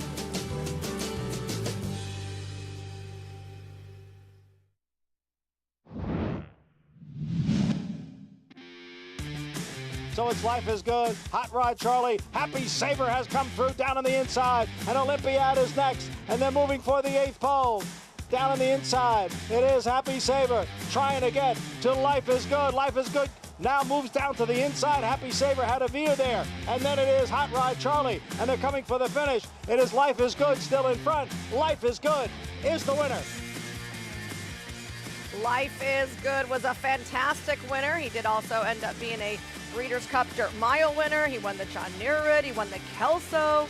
So many big races for Life is Good. He was also Todd Pletcher's latest Whitney winner. He's got 4 of those, by the way. The current record holder for trainers in this race is John Gaver. His last win of his 5 was in 1958. So Pletcher, the more modern version of him. And there's a look at his 4 horses. I believe Lawyer Ron is the record holder in here as well, if I'm not mistaken. I think so, yeah. The fastest Whitney. Now he's got Fierceness coming in this year. He loves Saratoga. He won the Jim Dandy. He won the Travers Stakes. He couldn't hold off Sierra Leone in the Breeders' Cup, but I think this is a better distance for him than it is Sierra Leone, right? And I think that the pace of this race, while it does seem like there should be some signed on with the presence of the number 4, Mama's Gold, as well as Chad Brown entering Contrary Thinking, the number 8, to sort of help out Sierra Leone's closing kick. Fierceness drawing towards the outside is what really intrigues me in here, as a horse who was drawn towards the inside in that Met Mile last time out, and just maybe doesn't appreciate one little thing going wrong in most of his races and should be in the clear, at least this time. There's a look at the field for the Whitney Stakes, talking about Sierra Leone. He did win the Breeders' Cup Classic last year. A 1.25 mile distance really suits his come-from-behind running style. He does have 4 wins, but so far the tally leans towards Fierceness's side. Does the Rabbit make all the difference today to make up for the lack of ground? I don't know. You know, I think Fierceness, by drawing outside of the Rabbit, I think he just looks at the Rabbit and goes, you know, Contrary Thinking, I'm in front and this horse is going to come back to me.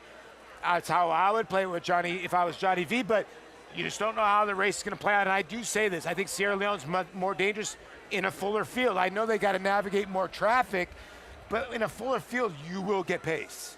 And the thing is that he hasn't had as much of a problem with traffic in his races, really. It's been about not getting the kind of pace set up that he really needs to be successful, and he seems to make his own trip when the race does set up for him to do so. So the traffic thing, it doesn't worry me as much as the pace of the race. He's got gait issues too sometimes, but I think both these horses have grown up. It's just Fierceness has got the tactical advantage. I do think Sierra Leone, when he gets the setup, is a better horse, but that's it's hard to do. That's why Fierceness will always be more consistent than Sierra Leone. Do you feel like Sierra Leone is kind of his own worst enemy in many cases? I mean, a lot of the reasons he loses races is because of mistakes he's making that no one else is causing. 100%. I mean, you could go back to the Travers last year. He might have been best. Broke sideways. He was all over the place. He come rolling late, Sarah, but he's caused his own problems, and Fierceness was a little like that younger, but I think they've both grown up a little bit. I think that's a valid argument to make for sure, and looking at Fierceness, while he has those races where he just fails to show up, Sierra Leone doesn't show us the dazzling kind of performances as much, but I will say that he tends to show up and run his race even with some trouble or perhaps not having the ideal running style to be effective. All right, that'll come as race number 11 later on, but race number 6 in the paddock right now, there's a big look at Cadenza with this fantastic California pedigree on the bottom side, Maggie. Yes, exactly. As you said, Michelle, a half-2 multiple graded stakes winning dirt sprinter sneaking out, and all 8 foals from this dam, including that one, have been winners. So she definitely produces on the racetrack, and this one, Cadenza, taking all the money here for trainer Brad Cox. And Michelle also referencing the sire, Charlatan, who has won with a dirt sprinter and a turf sprinter. So he's 2 for 8 so far with his 2-year-old first-time starters, and this one is owned by Stone Street Stable. They paid $385,000 for her as a yearling. Now, she just looks quick. Hopefully she is, from that inside post position. She's a little bit smaller than several of her rivals in here, but very handy looking and very athletic. And boy, has she been so professional so far. Looking at her workouts too, it does feel as though she could be quick, but also it does feel as though watching the workouts that there could be a bit of stamina. Now, I don't love how she runs with her tail held out from behind her. She's done it in every single work that I've watched, whether it be here at Saratoga or there at Churchill or Keeneland. It's just the way she travels. It's something that I'm a little nitpicky about.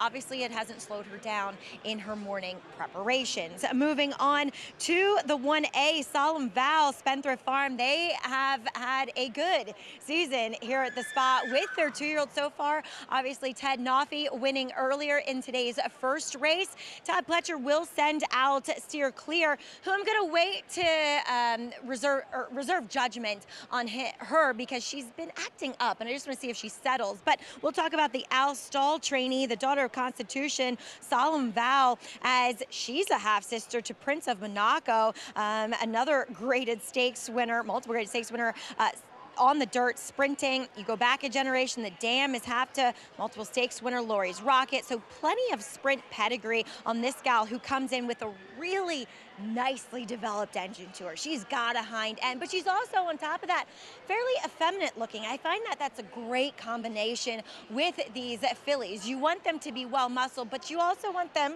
at the end of the day, to be aerodynamic and possess that femininity. And that's definitely what she has shown me here in the paddock.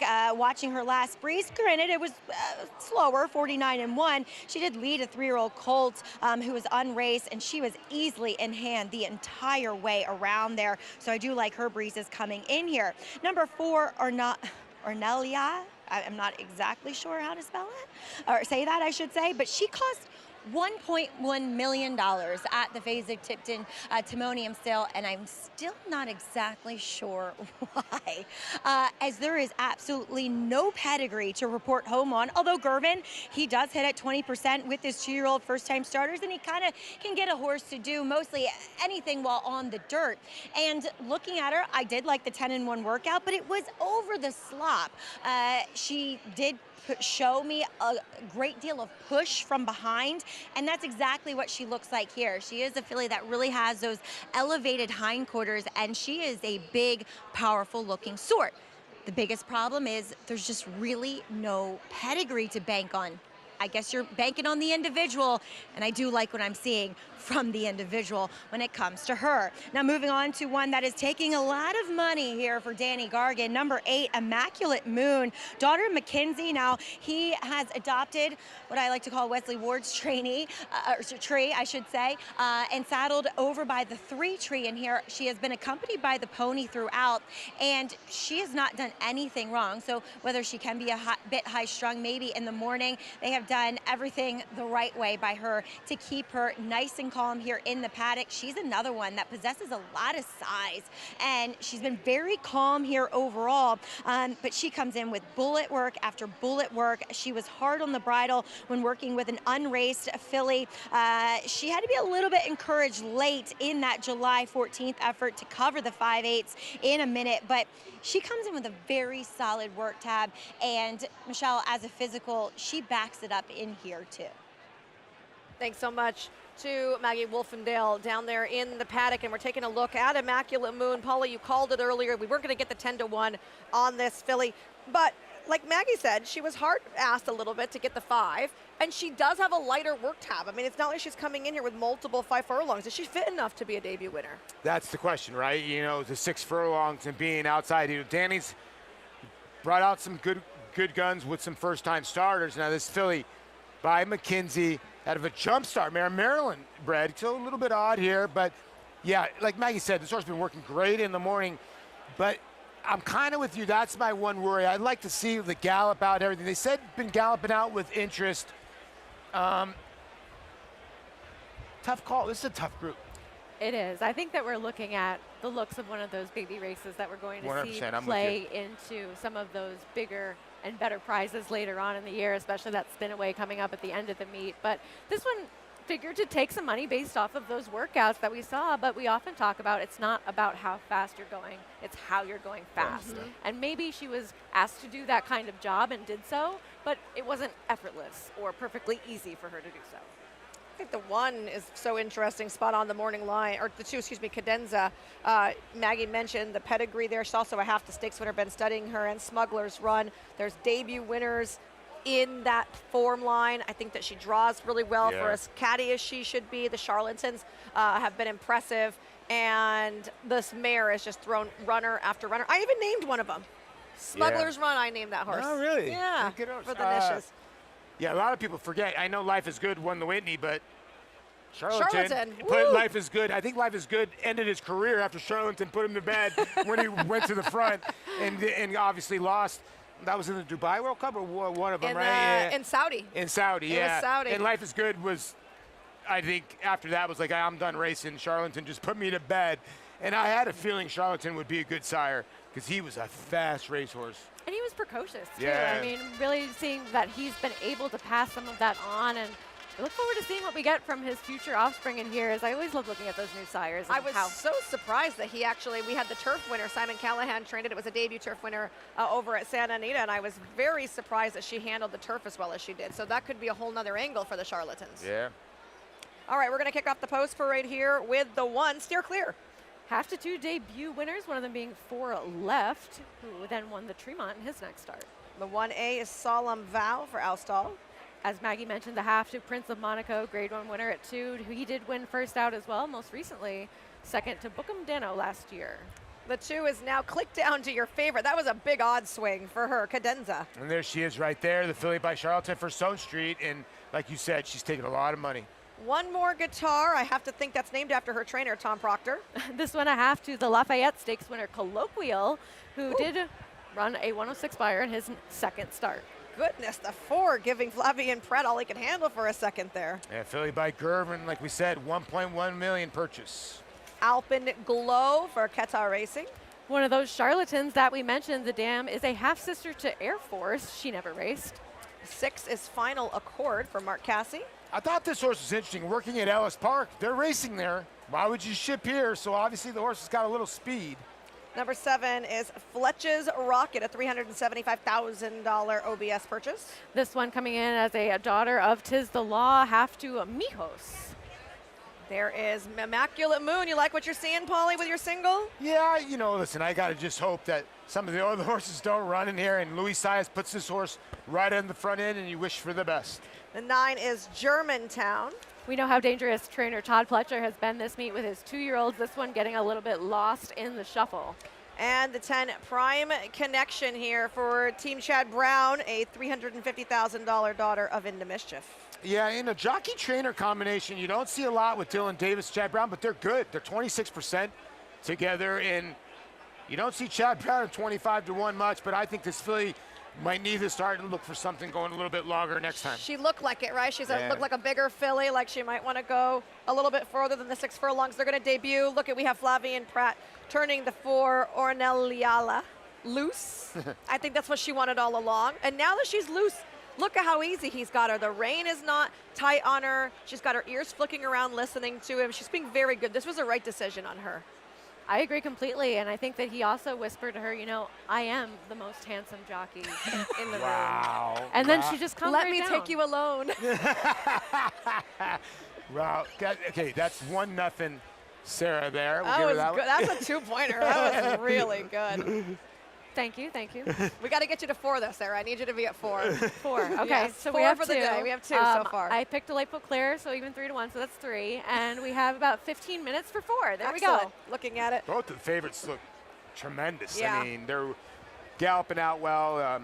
You know, I like to see what Maggie's talking about the 8 when they get out of the racetrack, but the 4 looks like she's handling everything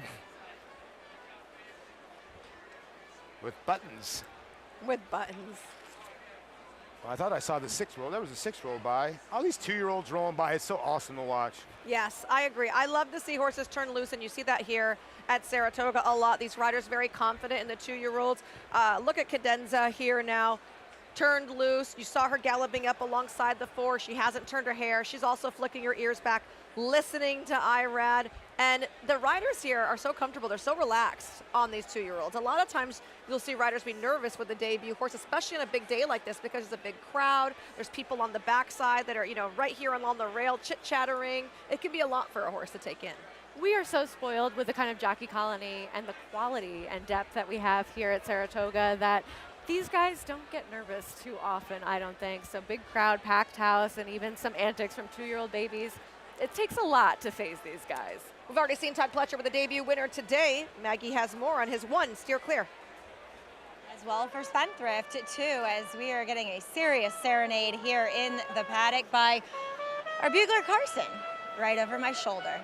And we'll take a look here at Steer Clear, as she is quite an impressive physical. Like I said, she was a bit wound up in the paddock, but as you guys were saying, I like what Ricardo Santana did with her and just took her away from the pony, got rid of that nervous energy, and she has settled now beautifully for him overall. So I like this entry. I went with the 1A, Al Stahl's horse here.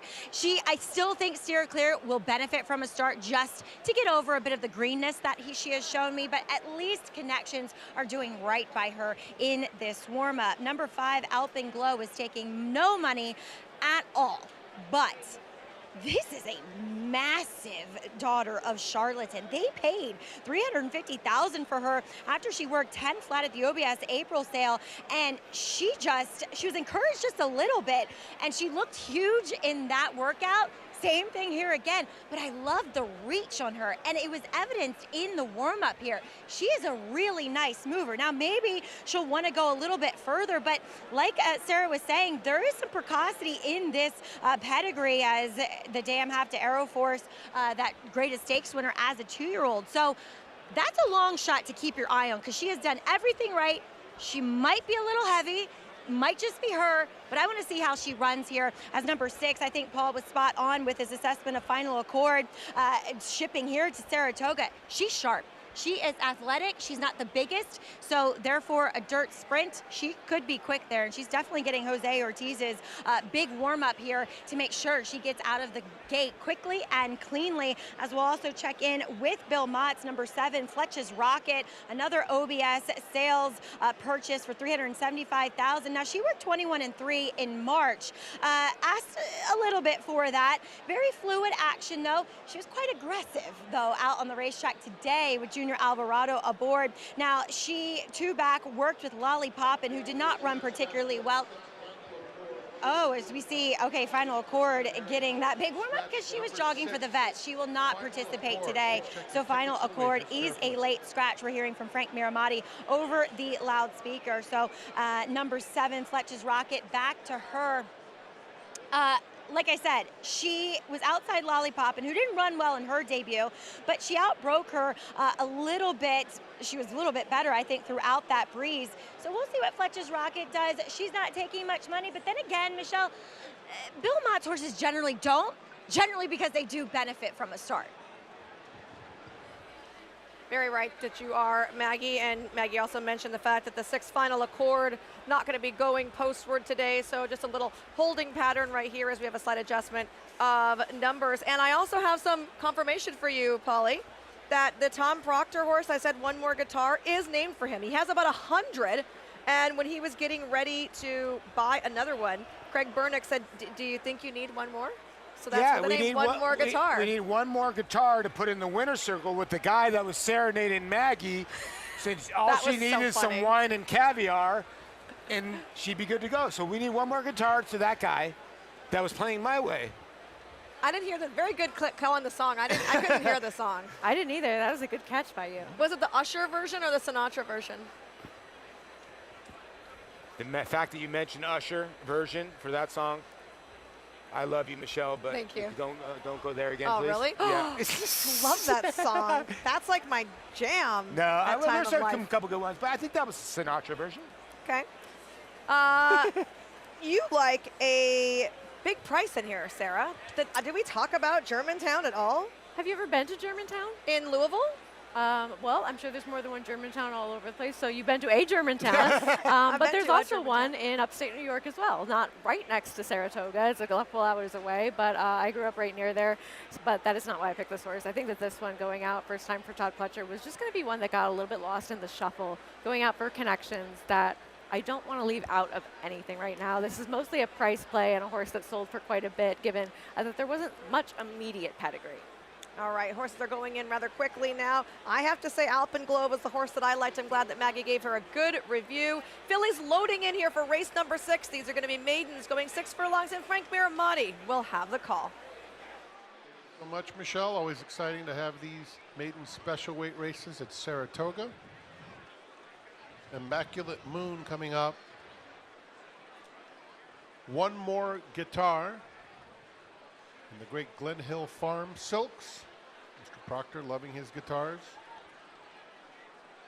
Ornelia. Germantown will be next. Alpenglow awaiting her turn. Daughter of Charlatan goes in. And here's Prime Connection to complete the line.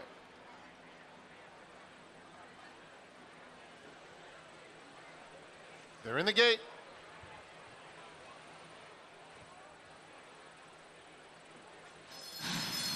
And they're off. Fletch's Rocket is very quick away from the gate. Steer Clear has plenty of early gas, as does Cadenza. And Cadenza takes the lead from Steer Clear. Those two head to the half-mile pole together. On the outside, Immaculate Moon takes third. Alpenglow on the rail in fourth. They are followed by One More Guitar, who races in the 5th spot, asked to get closer. Another 3 lengths back. Fletch's Rocket, who broke well, is 8 lengths off the lead, and that lead set in 22 1/5 seconds. Ornelia in the purple colors is toward the back of the field, just in front of Germantown and Prime Connection. They're coming to the quarter pole, and it is Steer Clear in front. On the inside, Cadenza's Solemn Vow is just behind this pair along the inside. As they reach the top of the stretch, Cadenza's Steer Clear have been doing battle throughout. Immaculate Moon has been in close attendance to this pace with 1 furlong to go, trying to get to the leader. Steer Clear with an 1/8 to run. Steer Clear. Ornelia is coming from the back of the pack with giant strides. Ornelia Salute wins with style. Steer Clear was second. Fletch's Rocket third. Immaculate Moon finished fourth.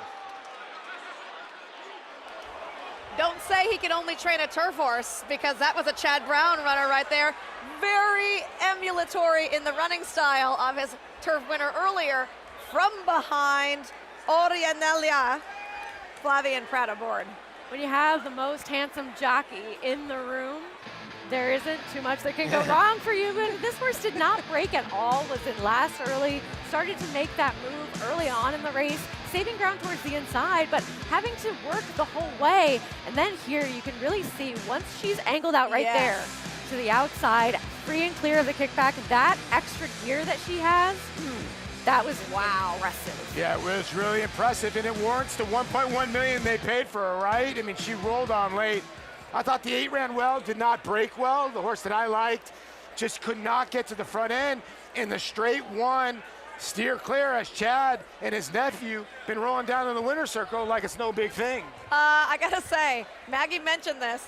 This horse was a very hefty purchase, and sometimes you have to base it on the individual. The individual just backed that up. So good job there, Maggie, pointing out a very good-looking filly who is going to be a debut winner here for her sire, Gervin. The 7 racing. The 7 was the one that stuck around of the pace for Junior Alvarado and Bill Mott. Those are kind of horses that will move forward. I think your first 3 runners in the 8, if he breaks better or she breaks better, I think all 4 of these runners, but they're still in the wake of the horse in the last race. Look at this time compared to what that horse ran in the last race. I think that's a great point. These, of course, being the 2-year-olds versus some older horses in Horses, there, yeah. but maidens nonetheless. And worth noting as we get closer and closer to the Grade 1 test coming up later today. So exciting there. We have had good race after good race, and there is still so much more to come. We're actually going to be joining Fox as they're going to be bringing you 4 Grade 1 races right here from Saratoga Springs. We've already had one graded stake on the card already. So much more to come, including the showdown of Breeders' Cup Classic winners in the Whitney.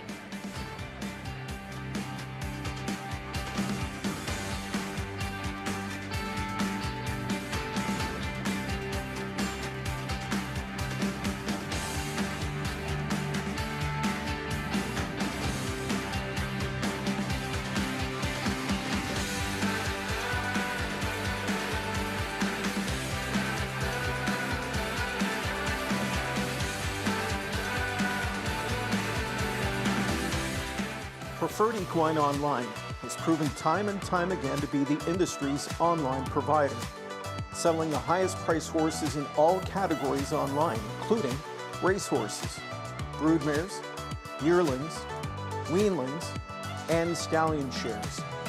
Full service, trusted and transparent. Contact Preferred for your online sales needs at www.preferredequineonline.com.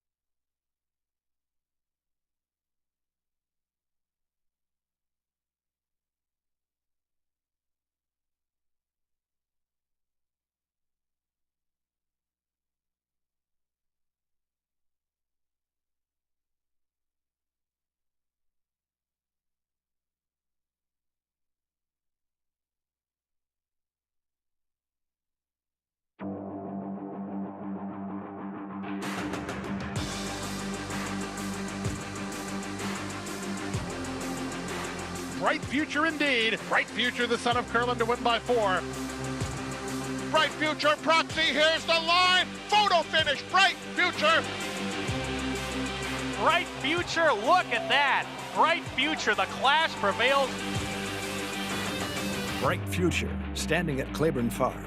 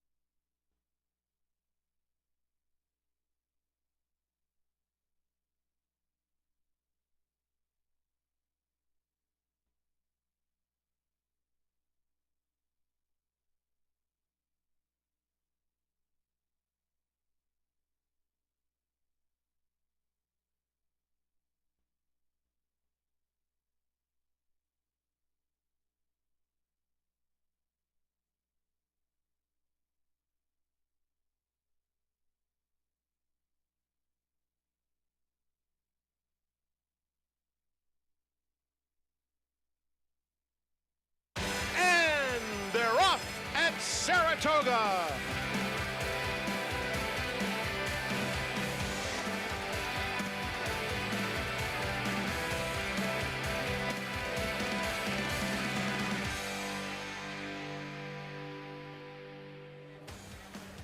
On a pristine first Saturday in August at that storied racing venue where the dust is still settling following the Whitney, we welcome you to Saratoga Live, Fox Sports 2. The celebration in the winner's circle continues a little bit shorter than most, but you can see the winning rider, Flavien Prat. What a ride. Sierra Leone in the Whitney as we welcome you trackside alongside Sarah El Badwi. Michelle, I'm Lafitte Pinkai. You think anybody wasn't watching Fox and they're like, don't spoil it for me, and I just spoiled it for them? They've been waiting here on Fox Sports 2 to see the Whitney. They turned in a little bit too late, yeah. maybe. And now I completely ruined it. Sometimes we build up the events, races like this, great rivalry, head-to-head matchups, so on and so forth. And very rarely do they live up to the hype, Michelle. Like this one lived up to the hype and then some. It did live up to the hype. I thought that was a really exciting race from start to finish, to be quite frank with you. Right out of the gate, I think that you could tell things were going to be a little awry for Fierceness. There was a couple of different leader changes. There were some horses making moves up the rail, on the outside. I think overall it was really exciting, and you did not know until the end who was going to win. You want to see these horses show up and run their race. When you have a field like this with so many accomplished Grade 1 winners with earnings over the $1 million mark, 2 Breeders' Cup Classic winners facing off for the first time in history, you just want everybody to show up and run their race, and that is what we got to see with Sierra Leone asserting himself late. Highland Falls running well to finish second. Who was the favorite? Do we know? Fierceness. Was it Fierceness? I think. So then no time that those two have met has the favorite ever won. That's Incredible. the handicapping angle to zero in on. Next time, round 6. Yeah, everybody showed up here. Saratoga feeling exactly the way it should on a major Saturday. All right, from the beginning, am I handing it over to Frank Miramati or are we covering this? Anyone? We're covering I guess this. we're covering it. Look. All right, so Fierceness breaks sharp. That was key, the draw, to be towards the outside, Michelle, where he's typically most comfortable. He's going to lose some ground, though, going into the first turn. I was okay with him losing ground. I think the one thing that we didn't see was the 8, who was supposed to be the rabbit, being on the lead. And this is where it went wrong for Fierceness, because then he rushes up because he feels that horse, and he's pulling, and then you really had to pull Fierceness back. Horses are not cars. So as much as you want to say that he might be tractable or not, that was a big oopsie for mission Fierceness. accomplished as far as The acquiring the Acos. rabbit and making things more difficult on Fierceness. Yeah. I wonder if a little bit of that may have been intentional. Have Fierceness get position and then blast by him On the towards the outside. outside so he sees you and he wants to go with you. Just buzz because him. That would have been quite crafty if that was the case. I don't know if that was the case, but perhaps a right move. But as we see, now you have these 2 pace setters. They've really asserted themselves far ahead of the rest of But this they didn't field. go very fast. They didn't. Everyone was waiting on, they're letting them go, but they didn't go as fast as I think that you hoped they would. Neither of them, though, were really being considered as horses that were likely winners of this race. They were going to affect the outcome as you see that pace.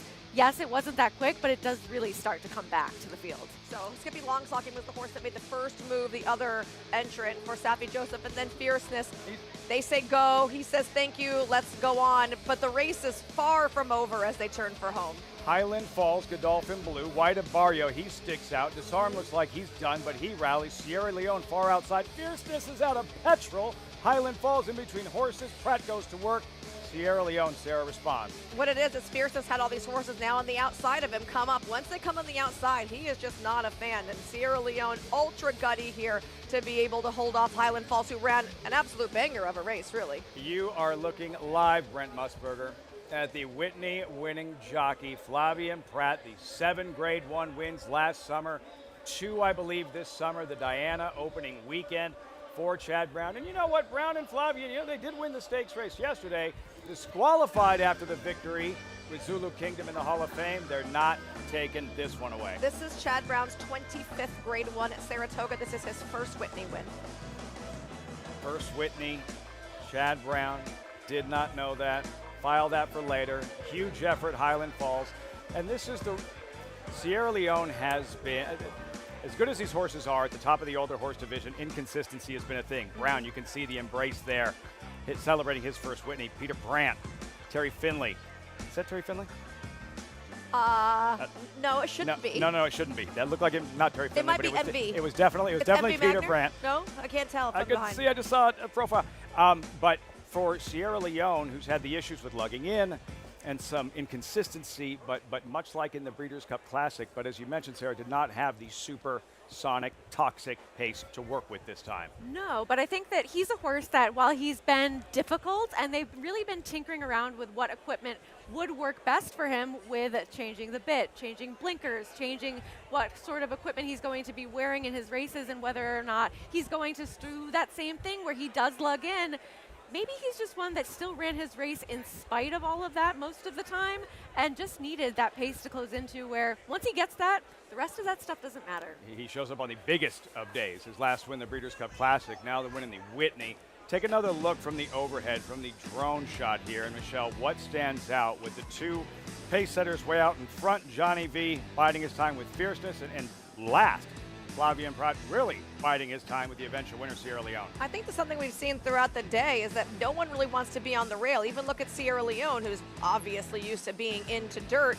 Flavien kept him kind of wide around that turn and didn't drop him down to save any ground in that spot. It wasn't until he was going to move up here. He took a little bit of a bump from post time there, and then he pushes post time out of the way. We talked already about fierceness not being the outside horse despite drawing pretty far to the outside. And then again, Flavien not really saving ground there. He kind of goes wide again, wanting to make sure he has this momentum.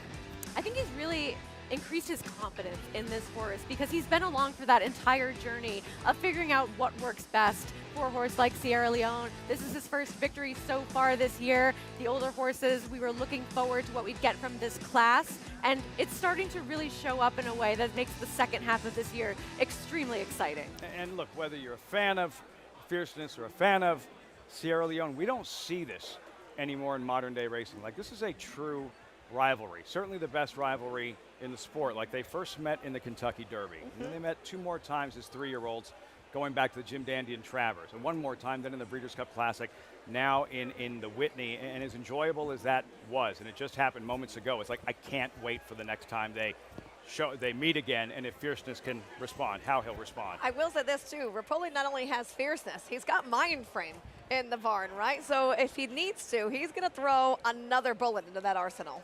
Jockey Club Gold Cup next for Mind Frame. What an effort from Highland Falls, last year's Jockey Club Gold Cup winner. Huge effort. Absolutely agree. And he's one that you knew he had that race in him somewhere to show up and really be competitive with these types of horses, but we didn't see it all the time. Well, he's shown that he can do it right here at Saratoga, having won that Jockey Club Gold Cup, like Lafitte mentioned a couple of years ago, and he shows up with a grade 1 type performance today to finish second.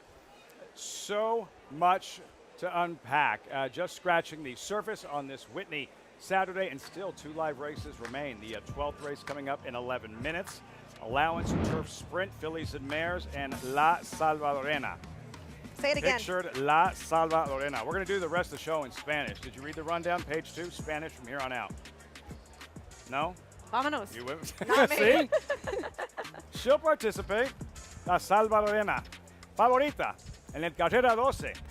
Estás mirando Saratoga Live.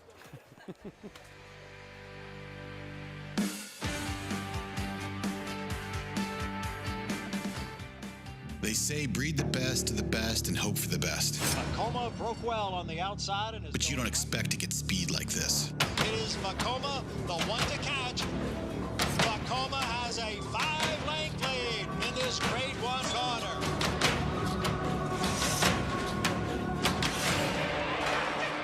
Inside, Macoma continues to battle on down at the rail. It is Macoma who's going to win the Met Mile.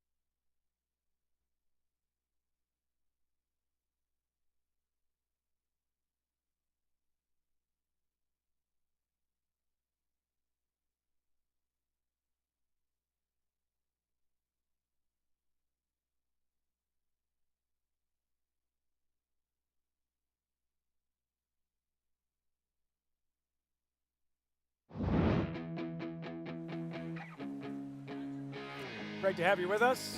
Saratoga Live on Fox Sports 2, brought to you by Gainesway Power. Passion, performance. Take a look at these filly and mare turf sprinters in the paddock. Could this have been a better day for thoroughbred racing and thoroughbred racing in Saratoga on a Saturday, a Whitney day? But you couldn't have drawn it up any better. I agree. I mean, just from the card itself assembled by the race office, this is one of the premier cards. You had excitement from go because we had so many juvenile races. Obviously, the graded stakes speak for themselves, but I think the supporting card is really what makes a big day so important. So when you can unveil exciting winners, horses to look forward to with good futures, really great pedigrees, you get a little something of all of that, and that's what makes it the memorable race day.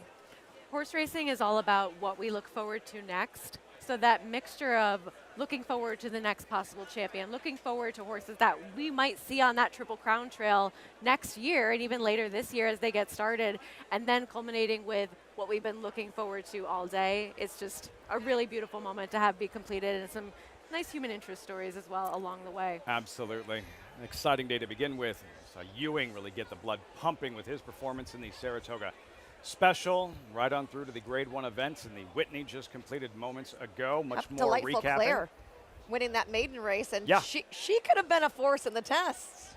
She was awesome from start to finish. Just a terrific day of thoroughbred racing. And fans still here with a couple races left. They're in the paddock.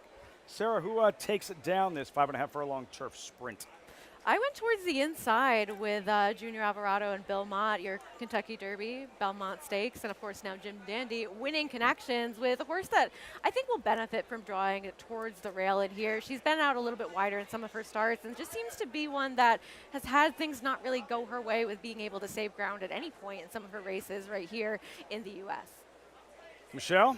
I Who gets the nod? actually landed on the one as well in here, so I'll just say ditto. But I will give you a price horse that I thought was intriguing. Shoot. And that was the 10 Granca for Antonio Sano, a daughter of Liam's Map. She was a debut winner down at Gulfstream, and she rocketed there. She went 21 and change, 43 and change, and then was still able to hold on. I don't think she'll go as fast here. At least I hope she doesn't, because I don't know if she's going to be able to hold on if she goes that quick. But I love a fleet filly, and you know, when you can have a really fast horse, I feel like that is very important, especially breaking here from the outside. She's going to have to get herself into a really good position early, so I just thought at a good price that she was worthy of a nod.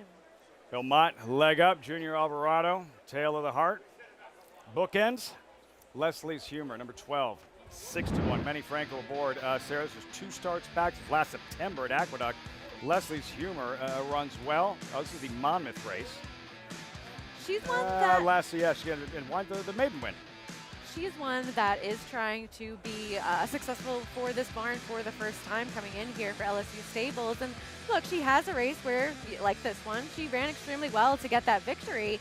Hasn't really lived up to that race, even though the number on turf after that does suggest that she ran something similar when finishing 3rd in her next turf start. Something went awry last time as the favorite. I think you just draw a line through that race, but she does have to overcome a tough outside post. The outside draw, her 4-year-old debut, her Whitney winning trainer. Chad Brown, Leslie's Humor.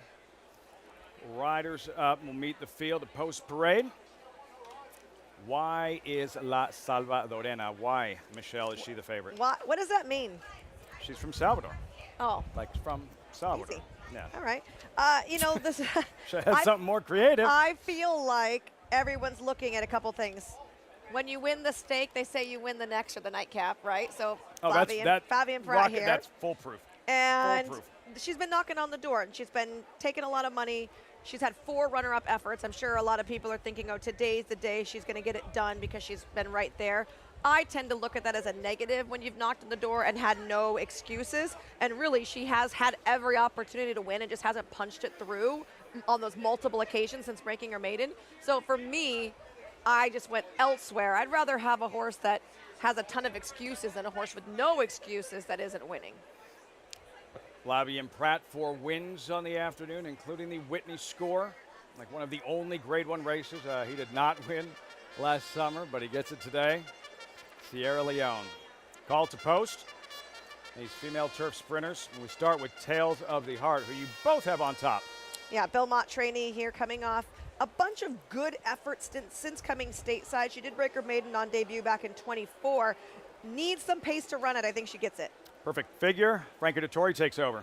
Third in her last 2 starts was forward last time out, running behind Obstreperous at Churchill. Salvadorena, the favorite, 5-2. Knocking on the door here. She brings in back-to-back seconds and a third before that, all since breaking her maiden. I don't know if she likes firm turf as well as one with a little bit of give. She's got Will, 3-year-old debut. This one did show some promise early on, is getting a cutback in distance for the first time. Being Betty, that's not her. There's likely perspective. Back sprinting today. Likely perspective gets the blinkers off as well as a cutback in distance, but she is taking a step up in class for Alstall.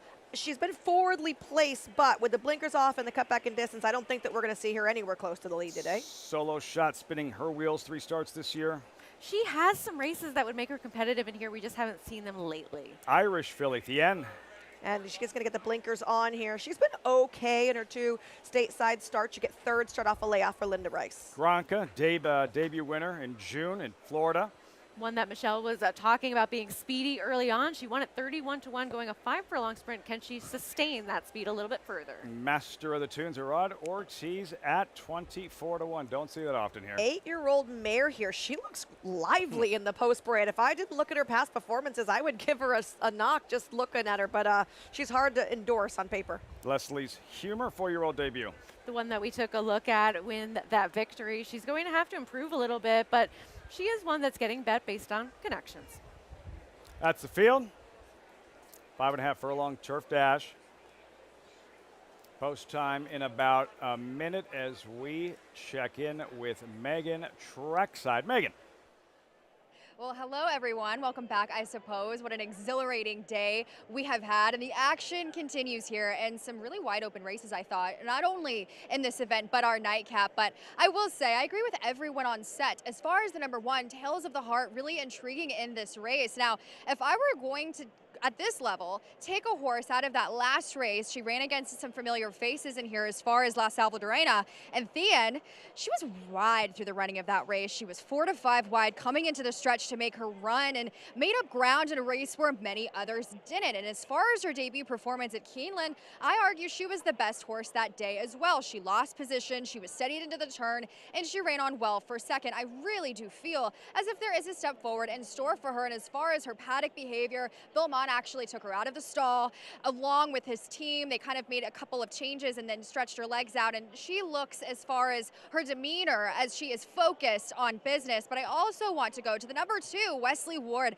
Wesley Ward at 7-1 in a turf sprint, to me, is extremely surprising. He's very dangerous in this spot, and the horse does switch from Brad Cox to Wesley Ward. Ward, 33% overall as far as first out on the switch, and 24% overall in terms of general turf sprints. But this horse was given some time after back-to-back stakes efforts and certainly did not get an advantageous trip in her start off the layoff, and she finished well despite those challenges. But some things to like, all things considered. Ward, 44% on the circuit this year. But as far as dynamics in the paddock, I do want to speak to the number 5. That's going to be She's Got Will for Mark Cassie. Now, this horse, this is a turf sprint, and this horse has a big frame on her, and she is making the cutback. She does look like a horse that could really enjoy potentially going longer, but he does make the astute decision to keep her short. And as far as her paddock behavior was concerned, she came in on her toes and very much energetic. I wouldn't say she's too washed out, but she definitely is energetic and lively. Mark Cassie's assistant kind of had to take a hold of her. But I will say, in terms of this entire group, she does tower above most in this field in terms of her sheer size and scope. I think, Lafitte, that she is certainly one that could make an impression up there at 5-1. She's Got Will. Sarah in her 3-year-old debut, debuted here last summer and won. She's running in the Miss Grillo, hasn't raced since. What are you expecting? I think that she's one that could take a step forward here for that 3-year-old debut. You know, we often talk about that progressive improvement from 2 to 3. You see horses take a big step forward as they're growing and maturing, and she's with the right kind of barn to do just that with Mark Cassie, with Dylan Davis aboard in here, and her numbers with that progressive step forward in mind. She could be a major contender here, and clearly bettors are feeling the same way. Dylan Davis there, She's Got Will. Early on, live look, Mark Cassie. Did you hear he won his 4,000th career race? It was awesome. I heard all about that, Yeah? Lafitte, actually. I did. It was awesome. We're waiting for the result of a photo in a race at Colonial while he has a horse loading into the gate at Saratoga. It's like, has he won his 4,000th yet? At the time, like, we did not know. Turned out he did. Now working on his next 1,000 is Mark Casse. The speed. You have speed from Perfect Figure and Being Betty and the filly you mentioned earlier, Granca. Who is the quickest of the quick? Oh, the outside filly. Granca is for sure the quickest of the quick. She went sub 44. I don't know if she's going to do that today, but Gulfstream's a little bit more of a lawnmower, right? A golf course. So you're going to go quicker, but that's fast. Final thoughts, Sarah? I think that if you want a little bit of a price, Master of the Tunes towards the outside is one I have a lot of love for, but it's just been a long time since we've seen her be effective. There you get Wesley Ward with a 7-1 shot, Yeah, and Narada perfect figure. Ortiz with on a 28-1 shot in Master of the Tunes. Frank Miramati, great call in the Whitney, and with the load-in call with his 12th live from Saratoga on Whitney Saturday. Thank you, Lafitte. What a day of racing indeed. Here's Granca going in. Master of the Tunes in the blue. Leslie's Humor to the outside. And they're off. Bit of an awkward start there for Granca, who is at the back of the field. It's a quick one for Perfect Figure with that pink cap vying for the early lead. She's got some speed, but quicker is likely Perspective. And now that's the new leader opening up a length. Tien is tugging hard and nicely into second. They're followed by Being Betty fourth and 4 lengths off the pace. On the extreme outside, Leslie's Humor. Tail of the Heart is down on the inside, has 6 to make up as they round the far turn. The opening quarter went in 21 2/5 seconds. La Salvadorena is in between horses. Solo Shot is next in the lime colors. It's a gap of 3 then to She's Got Will. Master of the Tunes is second to last as they reach the top of the stretch. And the lead still belongs to Likely Perspective with 1 furlong to go. On the outside, here's Being Betty bearing down, and in between Perfect Figure and also La Salvadorena. Here comes She's Got Will, flying by them all. She's Got Will runs down Perfect Figure. Tails of the Heart is in that mix too with La Salvadorena and Solo Shot. Turning it on in the stretch, Mark Casse working on his next 1,000 indeed. Wife Tina, She's Got Will. Motoring home with Dylan Davis, closing at 9-2. We'll have to get the next sign ready for Yes. the Winner's Circle presentation when he does hit that next milestone. Of course, that was incredible to see this horse really kick it into high gear with what wasn't hot pace, but this horse had a nice turn of foot, Michelle. She certainly did. She came on the outside, and she looked stagnant for just a second. It took her a couple of left-handed urgings to really get into that nice stride, but considering she had the extended layoff, this was a really great prep job by Mark Casse to have her ready to go because she was finishing excellently. Looking at her, workout, she had been in training about 2 months here. Still, very good job off of the bench. Heard Megan discussing her pre-race, and She Got Will, aptly named filly in her 3-year-old debut. 5-2-1-3, and Sarah, a sluggish start for Dylan Davis, but starting to pick things up. We had a couple of wins last Saturday and a handful of wins throughout the course of the week, and where last year everything went right from day one. A slow start this summer, but starting to piece things together. I think it looks so much so like a slow start because of what he was able to accomplish last year. And when you set that high bar for yourself, You're a victim of your own success. Precisely. And so I think that with him, he's doing what he's always doing. He's riding his races. He's being in the right spot at the right time. He was able to get this horse in the clear and produce with precise timing to get up and get the win. And look, I think Dylan is one that he's already shown us what he's capable of. And anything a little bit less than that, we might be like, oh, well, maybe it's not quite the same, but it kind of is, isn't it? For Dylan, yeah, look, it's longer meat than it used to be and starting to find some rhythm. And here, teaming up with Mark Casse, had the massive win with Ewing in the Saratoga Special earlier today. Another one here, She's Got Will. 5-2-1-3 results reaction when we come back. Plus, the Grade 1 4-star Dave, and how about deterministic back-to-back Grade 1 wins? Miguel Clement, and Kendrick Carmouche teaming up on to the Breeders' Cup Mile.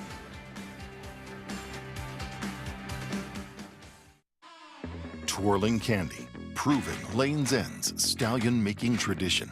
Twirling Candy has seen success on the track and in the sales ring, siring multiple Grade 1 winners and millionaires, including Exalted, Ice Cream You Scream, AG Bullet, and Fian, and reaching 7-figure yearling and 2-year-old sales. Twirling Candy, a leader of his generation.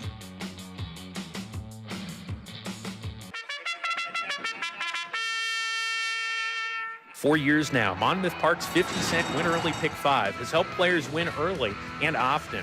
This year, we're adding more. Monmouth Park's new Middle Pick 5 boasts a player-friendly 15% takeout and more opportunity to score. Start your day winning early. Continue to winning more. Play Monmouth Park's Win Early and Middle Pick 5s. First post 12:50 weekends, 2 p.m. Fridays. Arabian Night has won the Pacific Classic. Jackie's Warrior, so fast. Win in your end, federal judge. And Charlatan is going to run them off their feet. Mage to win the Kentucky Derby. Obliteration is a star. Our shot gets the win. These two juveniles going in. Logan's at 14. Journalism has won the Break the Stakes. In this country, we believe in what we're made of. Grit. Drive. The will it takes to be different. We've been called to serve this great land. Because we were made for this.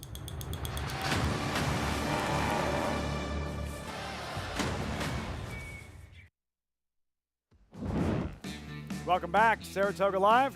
Brought to you in part by America's Best Racing. For the love of the race, visit americasbestracing.net today. Shades of the 2019 Preakness Stakes, War of Will. Sire, She's Got Will, Ford trainer Mark Casse, owned by Gary Barber. Dylan Davis, as she takes off late, pulling away in the stretch. Found that gear to accelerate, and in her 3-year-old debut, her second career win, She's Got Will, $11. Impressive.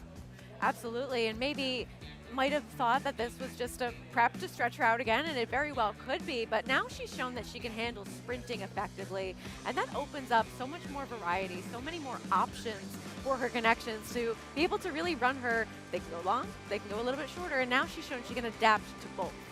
First career sprint, She's Got Will. See Dylan Davis there. 12 down, 1 left on this Whitney Saturday. And the 13th race, as of like right now, look at that. You get 4-1 favorites in the Derby. We'll unpack that one as we get closer to post time. But first to Maggie in the winner's circle, winning trainer, Mark Casse. Well, very pleased to be joined by Mr. 4,000 and counting here, as She's Got Will had the will to get it done here off the layoff. And Mark, we discussed how good she looked and just how fit and ready she was for this task on the cutback. Yeah, she looked great. I mean, she looks good. She really grew up, gave her some time. I was a little worried she was pretty fired up. And it's funny, Dylan said she exploded. I said, I was concerned about her exploding before the race as well. So, you know, she ran good. It's nice. You know, I trained War Will, so it's always fun to have them win.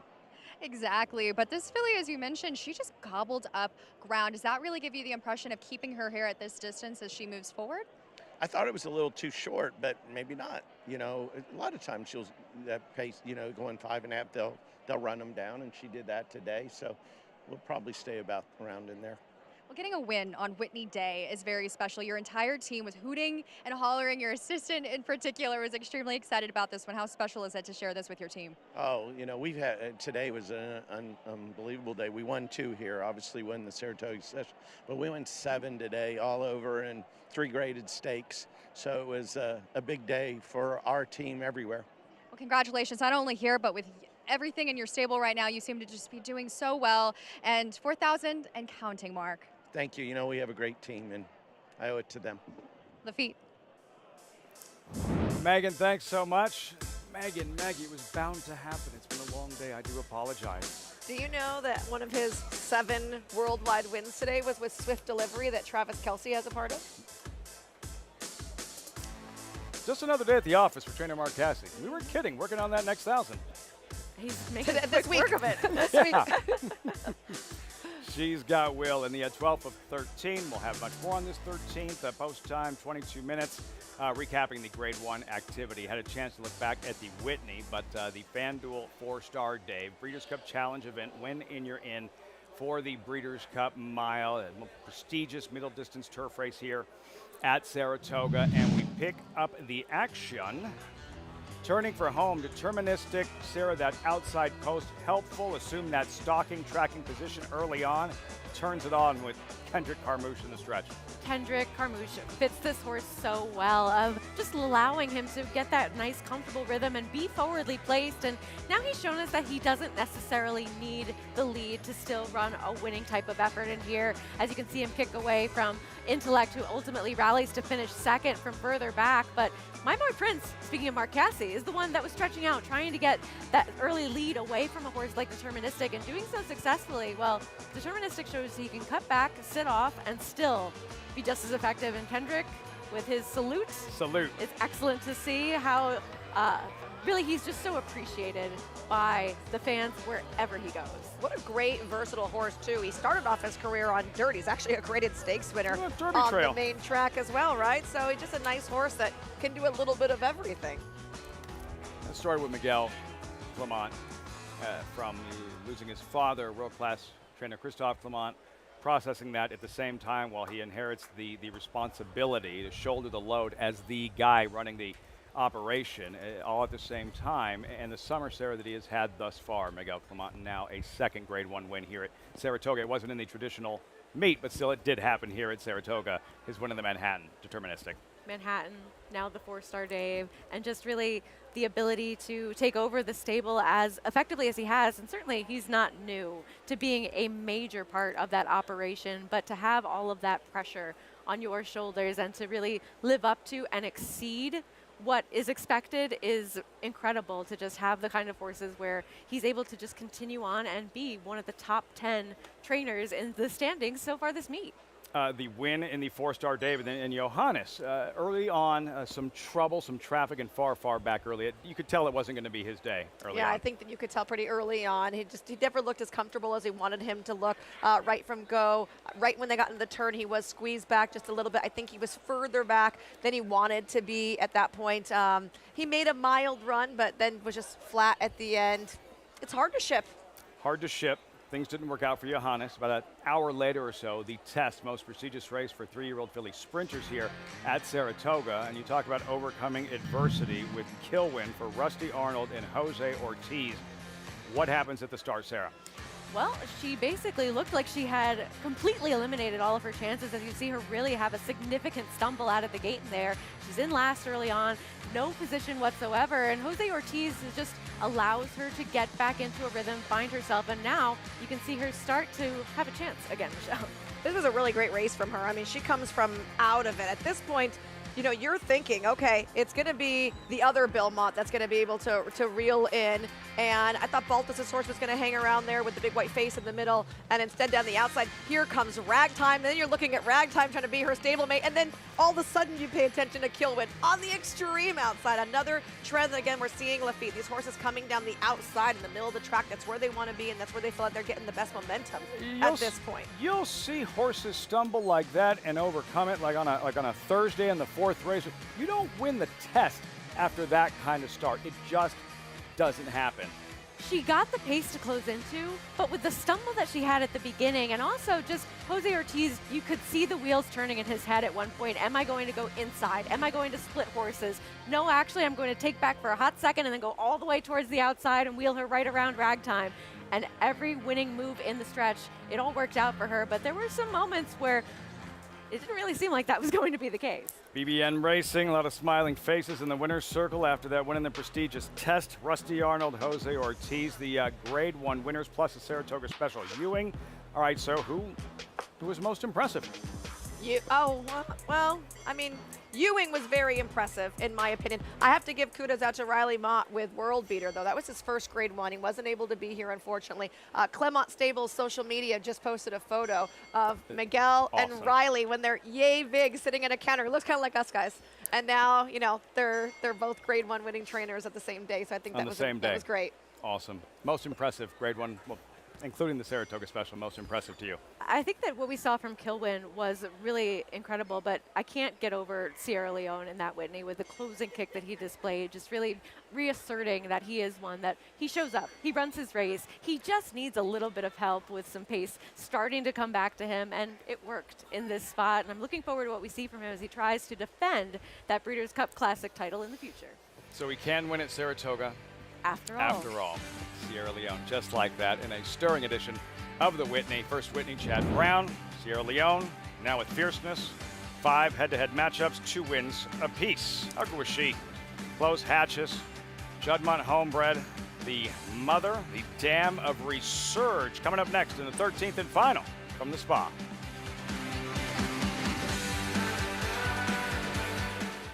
I have 52,000 starts in my life.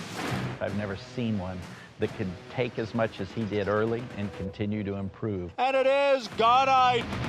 He's strong, he's attractive. And he's going to win the hopeful. He's extremely smooth and fluid. Gunite is a tough customer here as they come on for the finish. How sound he is. Gunite got the jump. Consistent mentally, physically. He will defeat Elite Power in the Forgo. Complete package.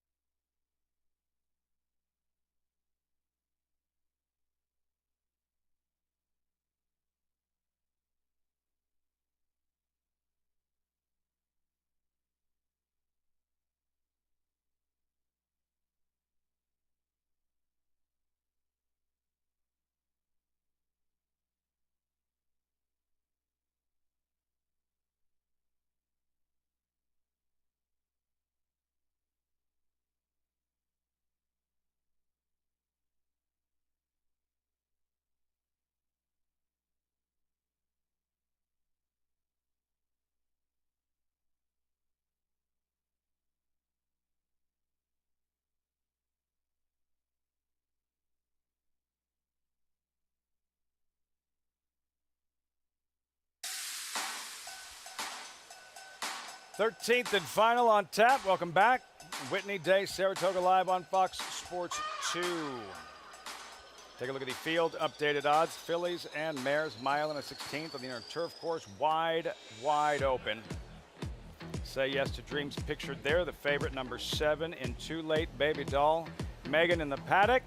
We're going to start with Peak Hype number 2 for Chad Brown. Megan, what's she showing you pre-race? Well, this, as you mentioned, is a wide open race, bookending a spectacular card, and it gives trainer Chad Brown not just 1, but 2 opportunities to cap in a memorable day for the team, as we just saw Sierra Leone win the Grade 1 Whitney. But we'll start with the number 2, Peak Hype, who really piqued my interest, no pun intended. This horse comes off a disadvantageous trip, but a solid overall effort on debut here last month, and now gets a more inside position and potentially a more prominent position overall in try number 2. But this is the type of horse, as we've mentioned throughout the races and these juvenile and overall maiden races, that these horses really do well with experience. And she is one that wanted to be forward along the rail on the inner turf that weekend that she did debut. And this filly was 3 wide around the turn, was game trying to close and make up ground. Now, 2 consistent moves on the main track coming out of that debut. She actually paired up with a stakes filly in Grey Oche in her work prior to the debut, which gives me all signs that the barn does think highly of this filly. But in terms of her overall demeanor here in the paddock, you can kind of see they're tacking her up, and she's taking it all in stride. Extremely calm, cool, collected. She's kind of inquisitive, but she's not getting any indications that her mind is focused on anything else but business. We'll take a look at the other Chad Brown trainee here in the number 10, Say Yes to Dream. And Chad Brown is lethal in terms of these horses that they source in Europe off of that stateside debut. And she's been training along really nicely. She's by Sayuni out of Created Dream, and she was bred in Ireland by her owner, St. Elias Stable. Her dam was a stakes winner at the mile. She's actually a full sib to a horse in the barn in Louise Proctor. And listen, I don't love the sire in terms of overall his three-year-old numbers, excuse me, but I do find that this filly really piqued my interest in terms of debuting here in this spot routing on the turf. But we'll take a look at the number 1, Resurge. Now, this horse actually has a pedigree that's more focused on dirt. She is, of course, out of that Grade 1 winner in Close Hatches. Dirt pedigree all day. But I was really intrigued to see her try the surface just comparatively to how she moved over the turf. She's got a pretty big turf hoof on her. She got over the surface well when they tried her on it. And I do find her extremely interesting, guys, as far as potentially being her immediate family's first winner on the turf, Lafitte. And Megan, that pedigree, Resurge, and her mother, Close Hatches. Like, we're not saying she's Puka or anything, Michelle, but wow, as productive as she has been. Another super mom, Close Hatches. Yeah, Scylla, Batten Down, Tacitus. Woof, good horses. But not turf horses necessarily, but maybe this is the start of something to even extend the legacy and the versatility of what we've seen from the offspring of Close Hatches, as we've seen plenty of talent from them, and maybe Resurge is just one that likes to do things on the grass. Terrific race mare, terrific brood mare, Close Hatches, and her daughter, Resurge, at a price for Derby, Belmont, Jim Dandy winning connections, Alvarado, Belmont, but that is the favorite of the tepid variety. Too Late Baby Doll looking to break through in her 5th career start. 7-2, 10 minutes out, riders up, post parade, and the nightcap on Whitney Saturday from Saratoga.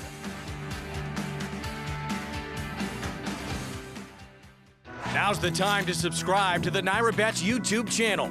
Join Matthew DeSantis and Kaylee Shapiro for stakes previews, in-depth analysis, and handicapping strategy and tutorials. Subscribe to and like Naira Bets on YouTube. RaceLens is the most in-depth product in horse racing, with unique features found nowhere else. True odds, predictive analysis, and pace projection. RaceLens. It will change the way you follow horse racing and take your game to the next level.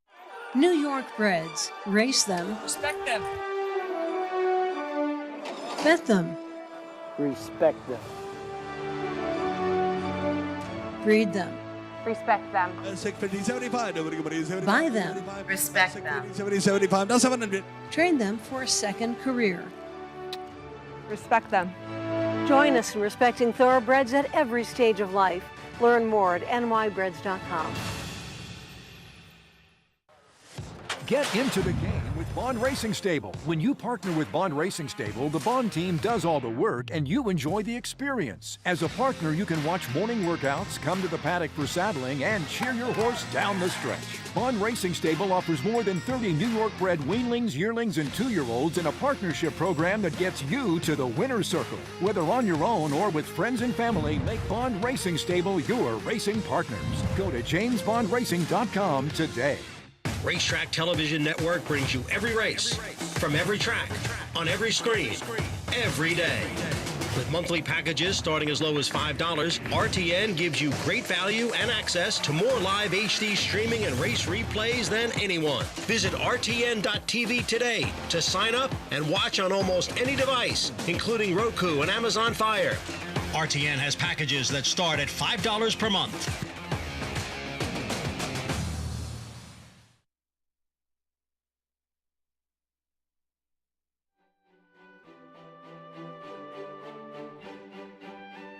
Located at the Oklahoma training track, the Whitney viewing stand provides a picturesque view of morning workouts. Modeled after the 1892 Judges Stand at Saratoga Racecourse, the Whitney viewing stand opened in 2013 to honor the racetrack's 150th anniversary and the Whitney family. The Whitneys have been intimately involved with the track for more than a century, and their contributions to the facility and community remain evident today. Mary Lou Whitney, considered by many to be the Grand Dame of Saratoga or Queen of Saratoga, was present for the stand's public debut. Mary Lou bred and raced 2003 Kentucky Oaks winner Birdtown. She's the only woman to have done so and was inducted into the National Museum of Racing and Hall of Fame as a pillar of the turf in 2019. The scenery from the Whitney viewing stand is a true testament to Mary Lou and her family's devotion to the sport's most iconic racetrack. Around every corner at Saratoga, in Saratoga, another piece of her legacy. Mary Lou Whitney, there's a reason one of the most important, one of the most prestigious races at Saratoga is named after her, and I think suffice it to say, given the turnout today at Saratoga on Whitney Day, she would have been very proud to see the crowd, the energy, the racing, all of it, top-class Saratoga at its finest. Speaking of top class, she was so classy. I mean, class defined.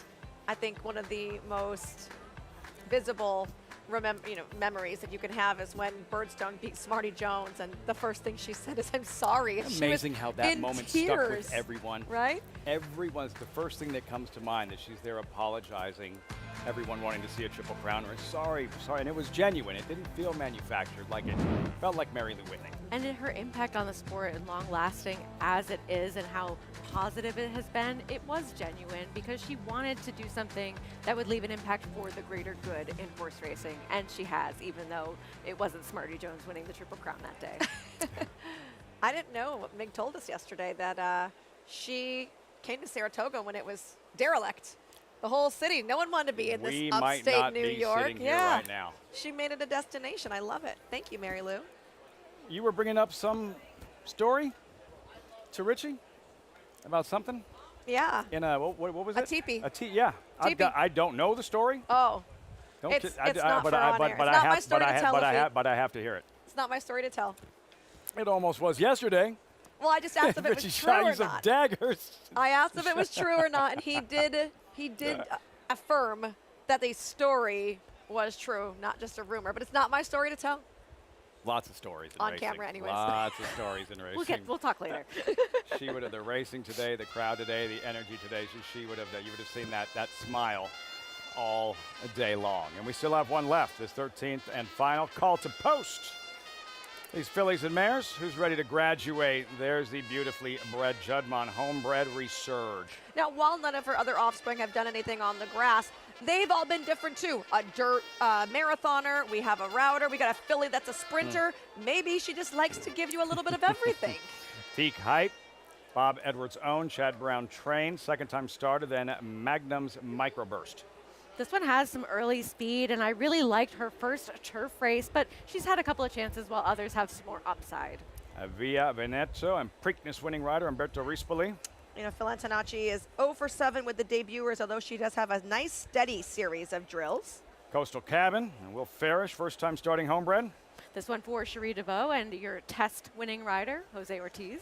Too Late Baby Doll, French filly, productive in her first 2 starts in the States. Yeah, but knocking on the door, and though she gets third, start off a layoff, which is an angle that I like for Alston.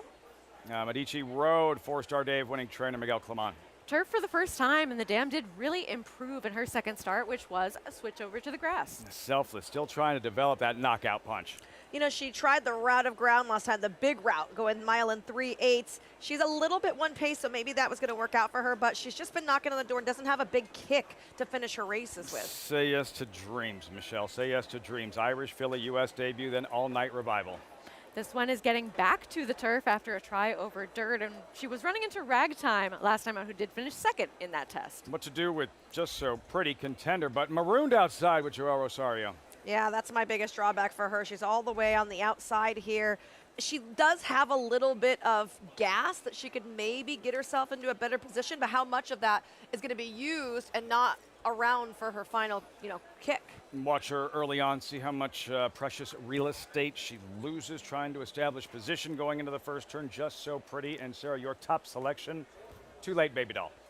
I do like this one for as we take a look at Just One More, who is a horse that actually has that pedigree that we talked about a little bit, being a half to Voodoo Song. But this one is a huge price right now, and I think that one could outrun the odds. But taking the money is the number 7, my top selection, Too Late Baby Doll, who I think just like the numbers for her last couple of turf races, they're better than they actually seem on paper. I think that she was one that when she came over here, she had a couple of trips in those first 2 starts where she was just not very comfortable early on in her U.S. debut at Churchill. And then last time out, she had a bit of traffic in that race. And still, I thought fought on to still be involved to finish second in there.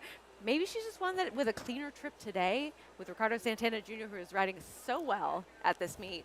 Yeah, he is. Today could be the day. Yeah, you mentioned the traffic, trouble lines, out-kicked, hung. She's another one. She really needs to offer up her best when it matters most in the stretch, and we'll see if she's able to develop that knockout punch. A mystery selection, because I don't know who it is. Who are you going with, Michelle? The 7 also. I tried to get a little fancy in the last race. So yeah, you all three had the same horse in the last race. And here we go again.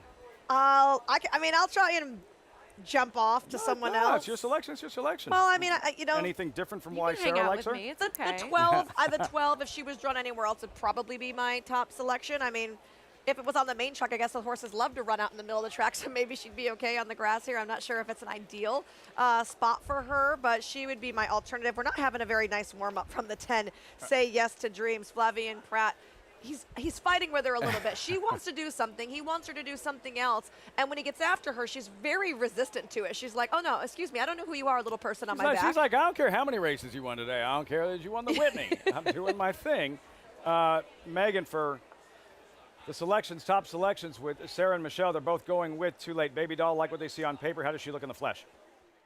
She looks good in the flesh, Lafitte, and I'm going to be the outlier of this group and go with the number 10, who we just saw on screen, hoping and maybe the Brown Barn can go out on a high note as far as a very memorable day here. And you're right, these horses don't care that their trainer just won the Grade 1 Whitney, but she does look incredible in the flesh. I thought she was really classy when she came into the paddock, and in terms of her physically, especially with a horse that's coming off some time away and making her debut, I thought she carried herself extremely well. You'll see Flavien's kind of having a time with her. I mean, you have to admit, when it comes to these European horses, she's never seen an American configuration. She's also coming off of a layoff, and she's one of those horses that I think is certainly kind of getting used to her new surroundings, as she was campaigned in Ireland by Donica O'Brien prior to this effort. But I do think in terms of her sheer size and physical and just how astute Chad Brown is when it comes to his North American debuts, I think she will do well here. We'll hope that she can kind of focus her energy into her run. But I do like her physically and amongst this group. The number 7, though, I agree with Michelle and Sarah. I liked this horse for trainer Al Stahl. I know Andy as well really likes his Al Stahl horses. I think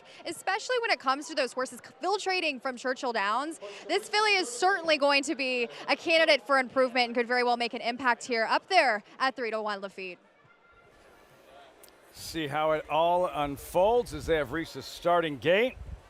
And Flavien Prat, he's had about enough of Say Yes to Dreams. Well, at some point, you have to get the horse to pay attention with what Flavien was trying to do. She was resistant to being by herself. She didn't really like the pony either, which is a Euro. You can see that. But when the horse is not paying attention, you see that's why he had to kind of jerk on her a little bit with one side of the bit, and he was giving her some slaps, because you need to get her focused. Otherwise, you're going to have her being bad in the gate. You're going to have her maybe not leaving the gate. So what he's doing is trying to get her mind on what's going on and getting her to pay attention to him so he can cue her properly to what is about to happen. Maybe she'll focus when it matters, like right now. And if she can break through in her second career start. Megan's top selection, Say Yes to Dreams. Sarah Michelle going with Too Late Baby Doll. We turn things over to Frank Miramati with the call. 13th and final on Whitney Day from Saratoga, live on Fox Sports 2. Magnum's Microburst. Here's Via Veneto. 3 more.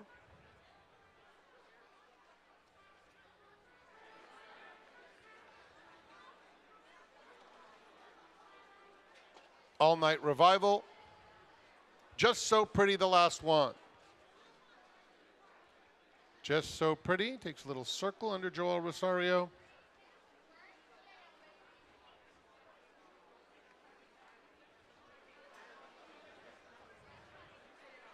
Just a little more time for her. Assistant starting team. And a great day of work for them as usual. She just took a kick and missed. Swing and a miss for her. Very nimble assistant starter back there avoided that.